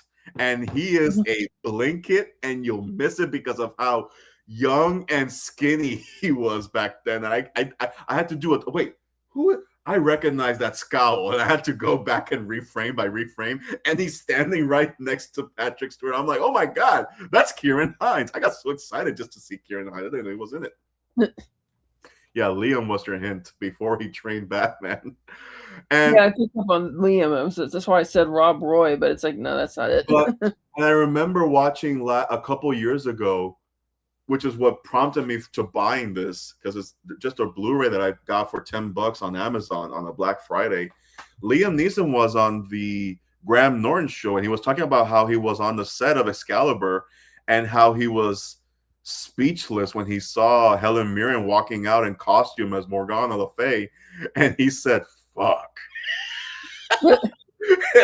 And Helen Mirren never knew that that was his reaction, and she called it adorable. So I'm just like, well, yeah, you want to call it adorable, but I'm so used to seeing this line of actors seasoned that when I saw Helen Mirren as as young as she was, I'm like, oh my god, you're young. Like damn, I've never seen you this young. And Liam Neeson, I didn't know it was him because his face was covered in makeup and beard. Yeah. That it wasn't until they had the jousting match between him and Lancelot, I'm just like, oh, that's Liam Neeson. It finally hit me. I love Arthurian legend. One of these days I'm going to have to do a deep dive into how he went from a person named Arthur back in the 5th century to Merlin, magic, and the Round Table. How do we go from there to here? Like, how do we go from someone that was actually named Arthur back then, who fought the Saxons, versus Arthur, the Knights of the Round Table, and Merlin? Yeah. This movie plays almost like a comedy more than just an epic adaptation. Like, they're cramming the entirety of Arthur's story in 2 hours and 20 minutes, which is kind of bold to do all that in one movie at the time. And two, it's movies. The movie. I'm gonna get the negative out of the way. The movie suffers from a few things. They call it an epic, and it does have some epic moments. I'm not gonna discredit it, but it suffers from bad ADR, which at the time you can only do so much, because sometimes the voice is coming from I don't know where, even though the character is standing right in front of me, but the volume is just off. Editing, like, there's no quick cuts or anything like that, but the editing is a disservice, because when you get to the action scenes or when you're jumping from one scene to the next, there's like this very choppiness to it that doesn't flow very well. It kind of like happens abruptly. And I don't think at that point, because it's 1981, so you don't really have clever editing, or you're trying to go for Oscar for best editing. Here it was just like the scene was great, and then you ruined it by either cutting it too quickly or somehow we're somewhere else and the scene wasn't allowed to breathe. Yeah. A lot of moments do not have the score. It's just like a lot of noise of what's going on, which is fine. But then when the score comes in, I'm like, wait, all of a sudden we went from quiet to an epic orchestra? Like, that doesn't make sense so quickly. This movie, I found out in real time while watching it, is where it birthed what we understand as the modern score, with choir, orchestra, O Fortuna. So when I started hearing the ha, ha, ha, ha, ha, ha, I'm like, I recognize that. I know that song. I've heard this before. This is the birth of this, or at least the version that's been popularized. Like, you wouldn't have Duel of Fates without O Fortuna. You wouldn't have Epic's trailer scores without O Fortuna, thanks to this movie.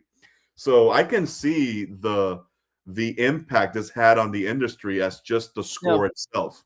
Because when it comes up, it is epic. And I've seen so many parodies of it. And I'm just like, oh, this is the movie that birthed this soundtrack.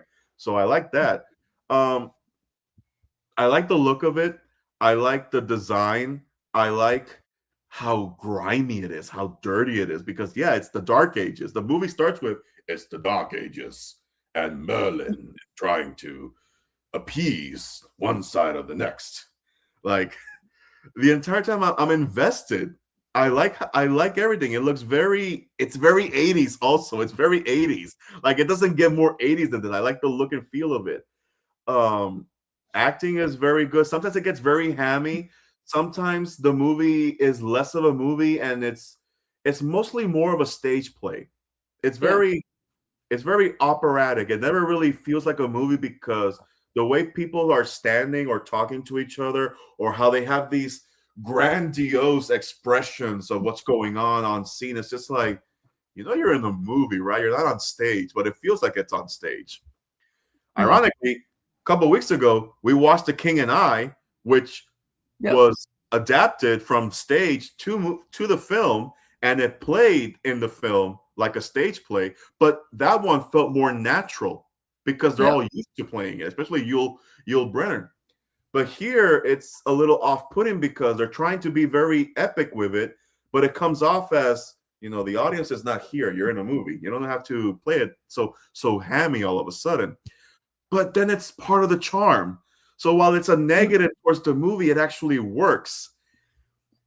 But then at the same time, we go back to the editing and how they're trying to cram so much of Arthurian myth into it that it also works against it because you're doing way too much. You're trying to tell way too much story in one. You could have just kept it simple to how Arthur becomes the king of Camelot and how Camelot comes around. But they want to go from his lineage, and then Arthur is born 30 minutes or 40 minutes into the movie. And once you get to the first hour is when he's starting to be king. And then there's just like old makeup and trying to make everyone look older. I had a fun time watching it, all things considered. So I'm just like, it's not the best movie. I've seen better adaptations, but as the one that people consider like the cream of the crop of Arthurian adaptation to screen, I still prefer the Merlin adaptation with Sam Neill because that's very good. That one is it's very good. Like some of the visuals don't hold up, especially the dragon scene in that movie, but everything else, it just exceeds on a different level. But this one, let's just call it like Patient Zero in this case. Yeah. It really is a time capsule of how they did epics back then. And they don't make them like they used to anymore. Perfect example of they don't make them like they used to. In a good way? In a good way? In a good way, yeah, because like no one's ever gonna make something that looks like this or feels like this ever again. Everything is, they can still shoot on location, but never gonna look like this at all. There's a blooper in this movie, and I don't know if it's considered a goof, but I noticed it, and it's when Arthur goes back to Guinevere because he's going to fight Mordred and take back his title as king. And he's talking to Guinevere in the chapel, and as he's getting close to the camera, you can see the film crew right there on the reflection of the armor. And I'm like, man, even back then you still couldn't hide that, could you? It's really right there. You can see them.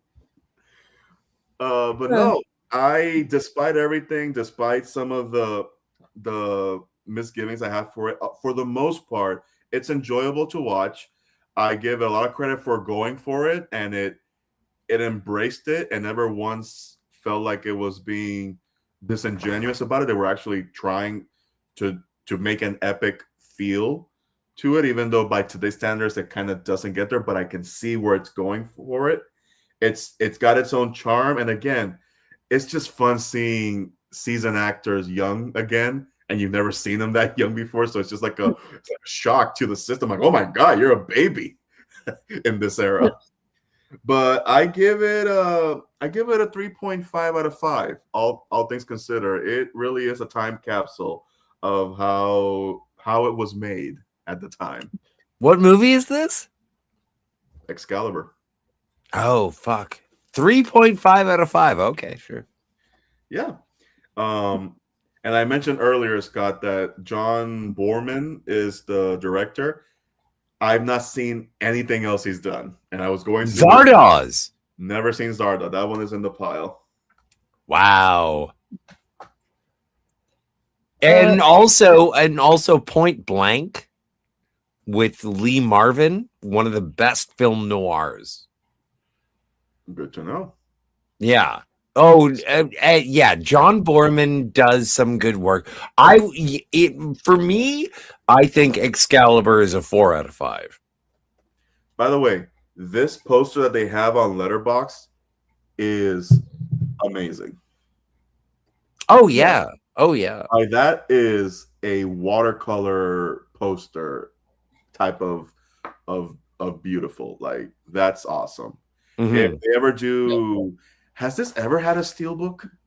Ever? I don't think so. Oh yeah. Like, if this ever gets like a 4K, whatever gets a 4K restoration or something, I hope it has this poster attached to it, because this is gorgeous. I actually want to buy this poster. I am a big fan. I enjoy watching a 2-hour movie that feels like 7 years. Like, there are some movies that they are so long and it only takes, it's like, that was an hour. When I watch Excalibur, I'm like, yep, I feel like this is the length of the epic that I wanted to. And it's so paced, so properly paced. I admire that film. It's not the best thing I've ever seen, but it certainly earns its admiration. That one's in the pile for me as well. I haven't seen it. I ended up watching 2 movies, incidentally, for this week. Because we talked about Sam Neill, so I ended up doing a marathon. I watched 9 Sam Neill movies. Oh, how's Sam Neill? You already know the answer to that question, Scott. Yeah, I know. You definitely had something to drink now, I can tell, asking that question. Clearly. All right, so the first one is based on a novel. Orson Welles infamously tried to make this movie from 1966 through 1969, plagued production with technical and financial difficulties. He never finished it.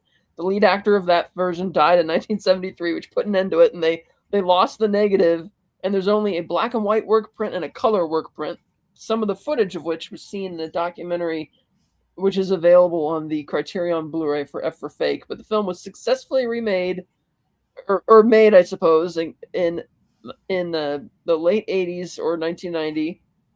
It was a big. Sam Neill was pretty big in it. It put Nicole Kidman on the map. I think she was like maybe 19. Oh, Dead Calm!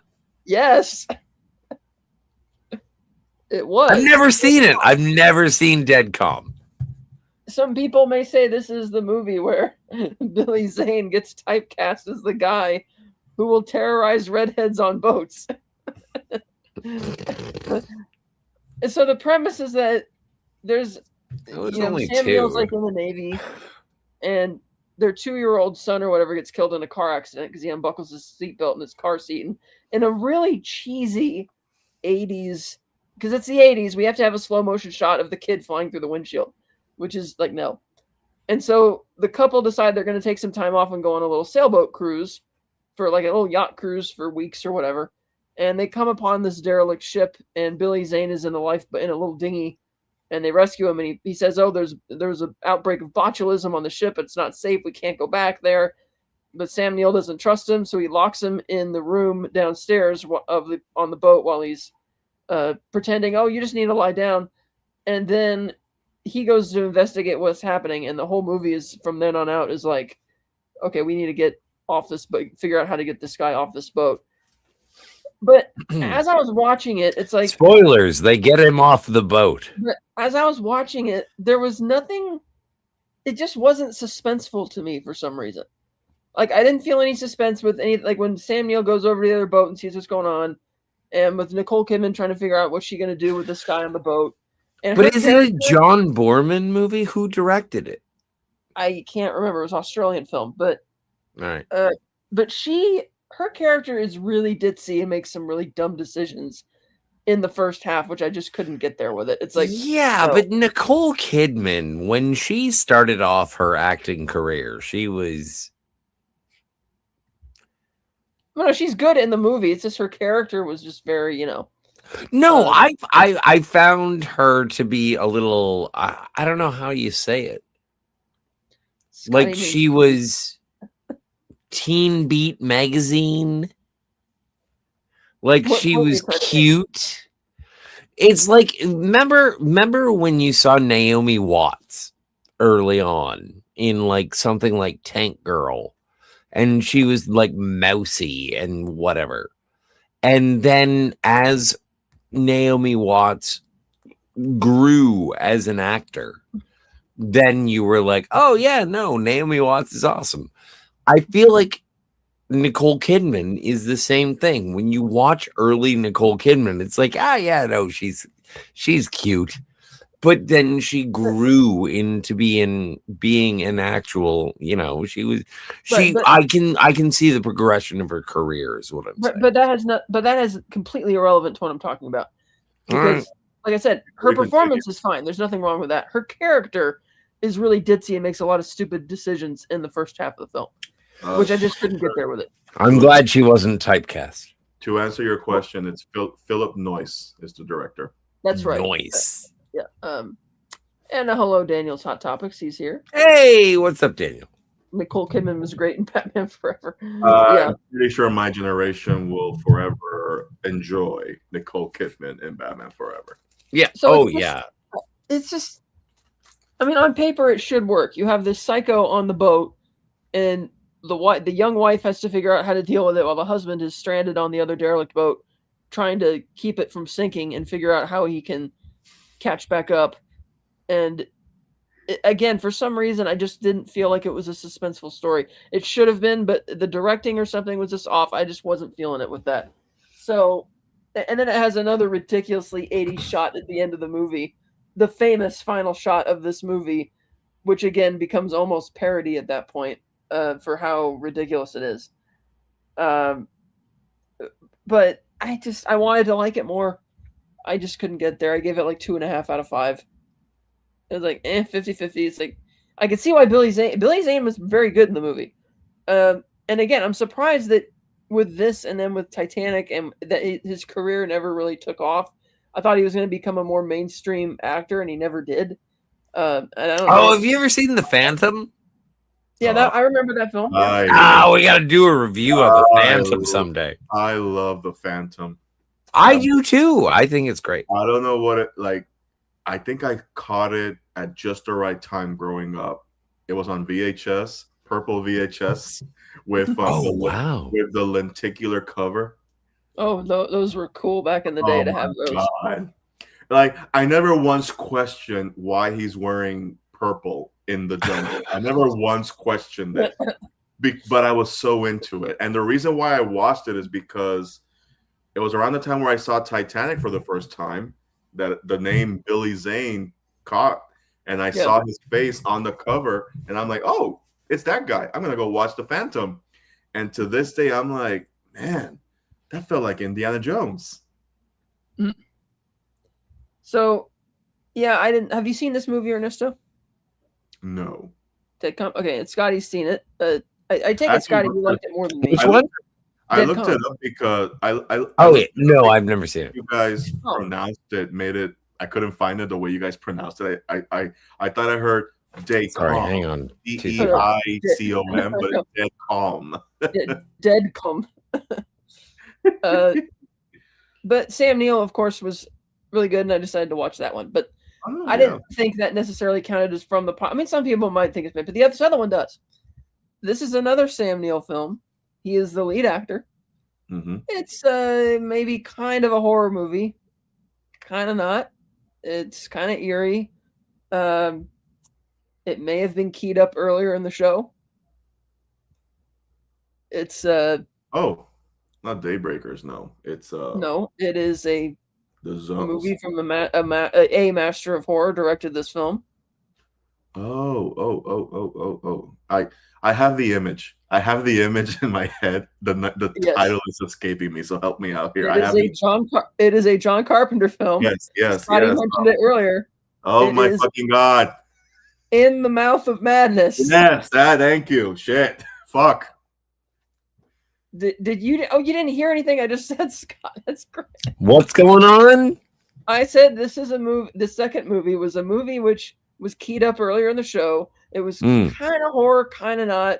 Directed by a master of horror, starring Sam Neill, and you mentioned it earlier in the show. The Mouth of Madness. Yeah, In the Mouth of Madness. Yes, it's very Lovecraftian. I've never seen it. I've never seen it. Here's the thing: the premise is great. Sam Neill plays like an insurance broker, and his job is to find out whether there's fraud going on. And this literary agent contacts them saying, "Hey, we were trying to do our author." Sutter Kane, who's written all these famous horror novels, has vanished, and we can't really find him. And does he end up being like a character in his own book? Well, the thing is, Sam Neill suspects that this is an elaborate publicity. His disappearance is a publicity stunt to promote his new book, and he figures out from looking at the cover of the new book that it's like a map directing you to the fictional location from all of his stories in this place in New Hampshire. So he decides to head out there where he finds the same town from the fictional town from all of his stories, and the characters are there, and he's not buying into it. He thinks it's like an elaborate setup, and things go from there. And the cold open is him being admitted into an insane asylum, and he's telling this story to the psychiatrist there. And it's like, on paper, this is really good. But again, it wasn't scary. Yeah. And they had, what's his name? Is Willem von Holmberg, the guy who played, Vigo the Carpathian in. He's in this. Jurgen Prochnow. What's his name again? Well, his stage name is Willem von Holkenberg, but his name doesn't sound anything like that. His real name. Jeffrey. Yeah, Jurgen Prochnow plays the Sutter Kane, the author. It was all fun fact. This is the first movie that Hayden Christensen was in. He has a bit role as a paper boy. Okay. So again, it's Lovecraftian. It's talking about throwing on the pile. I've never seen Empire of the Sun. But here's the thing: I feel that it's almost too 90s in a way. Like, this came out the year after Jurassic Park. But Jurassic Park has a timeless quality to it, even though it is very much on paper a B-grade monster movie that has an A-grade feel to it. But this this movie has a lot of very 90s type stuff, especially the music. It's trying to feel a little techno and 80s. Vary your editing. The use like when you review movies, you put movies on a level playing field. You do not judge them on right, but here's the thing. I'm watching this movie 30 years later, and it doesn't have a timeless. What is the genre of the film? Horror. Great.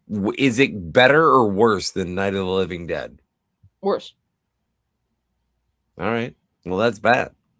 Like, Night of the Living Dead was great. Carpenter's Halloween, The Fog, and The Thing were great. The Fog? You like The Fog? The Fog is fucking boring. Oh my God. It's not. The atmosphere is great. No, The Fog is fucking boring. It's not. I saw The Fog. I wanted to like The Fog, and The Fog. The Fog has very eerie atmosphere and really good scary sequences in it. I prefer the Tom Welling. Getting back to my point, yes, is the film feels too much a product of its time. It feels very early 90s, and I feel it didn't need to feel that way. Because again, looking at a movie like Jurassic Park, which is another genre picture, it feels timeless, and that's to its benefit. This movie, with its editing choices, with some of the music choices, it feels very, kind of late 80s, early 90s. It's like, I feel it doesn't feel as timeless as, say, his Halloween or The Thing. And again, if it's I still have never seen the Halloween. Oh, Jesus. And if it's a horror movie that isn't scary, it's just like, you love Halloween. I love the original Halloween. It's great. Yeah, I've never seen it. But this one, I gave it 3 out of 5. Now, I did love the plot twists in it. The plot twists are very good as you get late into the third act. It's just that, again, the execution of it wasn't all there. But Sam Neill, of course, wonderful in the film. Yeah, exactly. And I think that's the celebration, is I love Event Horizon. Do I think Event Horizon is the best horror movie in space I've ever seen? No. Do I think that the people who are in that movie elevate the material in their performances? For sure. Like Sam Neill, I've never seen an actor chew through scenery without making it obvious. Oh, yep. There's the. Oh, look, Charlton Heston. Hey, look, it's Charlton Heston. Hey, look, it's. Hey, that was Bernie Casey. Yes, it was. And hey, look at that! It's Don Glover. John Glover, not Don Glover. My mistake. They're two very different people. Who's Don Glover? Oh, right, he's black. And then, yeah. So it was again of its time, but Jürgen Penchow. Yes, it was sort of reflective of the type of films that Carpenter was making at that time. But like with Event Horizon, I think the first third is fantastic, and then the latter 2/3 suffer from execution problems. So I would say like Bicentennial Man is one of my favorite Sam Neill movies. I love Hunt for Red October, but I don't want to go all Alec Baldwin and be like, you know what my favorite part of it, the Hunt for Red October is Alec Baldwin. But it's incredible. Yeah. It's weird. It's weird seeing young Darth Vader riding a bicycle. It is. Like, good Lord, he's so young. I didn't recognize him actually because I didn't know he was going to be in it, and then he should try spinning. It's a good trick. Maybe Jake Lloyd could try that. But so those are our picks for the pile this week. Heads up, we will not have a show next week because I will be at Comic-Con. We will have a show this upcoming Sunday, the Odyssey review. Fuck you, rest. We will have Comic-Con. And when I get back, we are going to have an epic episode of Capes, Cows, and Crusaders, our biggest probably ever. We're going to have my Comic-Con recap. I'll show off everything I got signed. We'll have our Spider-Man Brand New Day review, and we'll review Volume 8 of Scott Snyder's Batman run. We haven't decided yet whether we're going to have the Spider-Man review that Thursday be spoiler or not, because Ernesto and I will have both seen the film by the time on the preview day before we go live. We might wait to do the spoiler chat until this following Sunday night. So yeah, that's going to be great. And so we'll be back with From the Pile for 3 weeks from tonight, which gives people more time. But yes, I still have to do some house cleaning for Comic-Con to decide what I'm going to bring, because I don't want it to be carrying a giant mallet. That will be, if it's too heavy, that's going to be a legit problem for me. Can you do me a favor? Yeah, maybe. All right. So Robert Meyer Burnett is going to be at Comic-Con, right? Yes, he will. He's hosting a couple panels, I believe. Do you have a copy of Free Enterprise? I do not. No. Fuck. Can you even get a copy of that? I do have a copy of it, and I want it signed for the love of Pete. Right, but I can you can't actually get send one it still? that quickly. But can you actually even get one now for people who don't even have it, or is it like the rights are all tied up or whatever? No, I have a DVD of it, and I No, want I'm it saying signed. I'm saying for those of us who don't have it, is it even possible Yeah, for us that's to what I get asked. it? Can you even get a copy? I don't Yeah, know. that's what we're asking. Look He doesn't- around. Well, no. Why would I look around for a copy? I already have one. Also, dumb question, but that would be a question for Rob. I'm like, hey, do you have a copy lying around that you can give us? I just want him to sign my copy, and so I hope to be able to see Rob. Something tells me I probably won't because he's kind of flaky and hard to get a hold of, even when you text. Well, he's a good man, and you know what I He miss? is. I miss when he butt dialed us that one time. that was so funny. I was like, oh, and we all jumped in. I'm like, hello, yes, hello. I will be hanging out with RRM next Wednesday, though. I will say hello to me. Give her a high five. I will. Thank you. Is that Rita? Yes. Okay. I haven't forgotten. I wasn't going to mention her name. She never mentions her name on the shows. Well, Yeah, I asked man. her one time and she told me because I wasn't about to put up with the. I don't know what that means. Just tell me your fucking name. Well, it's like you're rolling the tongue. Like, I can't do it. Yeah. All right. So- Well, you know what? I'm being pulled over currently. I gotta get out of here. Goodbye, Scotty. Okay, goodbye, Kat. Thanks, Ernesto. You're all very good looking. Thank you. All right, and thank you to the chat, Daniel's Hot Topics, Old Man Bird, always appreciated with those super chats, and Lemon Pie, thank you as well for showing up. So until next time, I'm Kat, joined by Ernesto. We'll be back on Sunday night for those who want to see review the Odyssey, and we're going to do full spoilers because it is a 3,000-year-old, 2.5, almost 3,000-year-old story. And so we will do that, and I hope to get a big panel for that. I think Scotty R37 will join us. Look for it around either 7:30 Pacific or 8 p.m. Pacific on Sunday night. We haven't decided on a time yet. I'm hoping to get some other people in there, but that'll be very fun. And then we'll be back with Capes, Cows, and Crusaders in a couple weeks. And tell us if you guys show up to watch the Odyssey, if you want us to do the spoiler review for Spider-Man on opening night, or if we should save the spoiler review for a few days later like we're doing for the Odyssey. So yeah, thanks everybody for coming, and we will catch you later. Bye.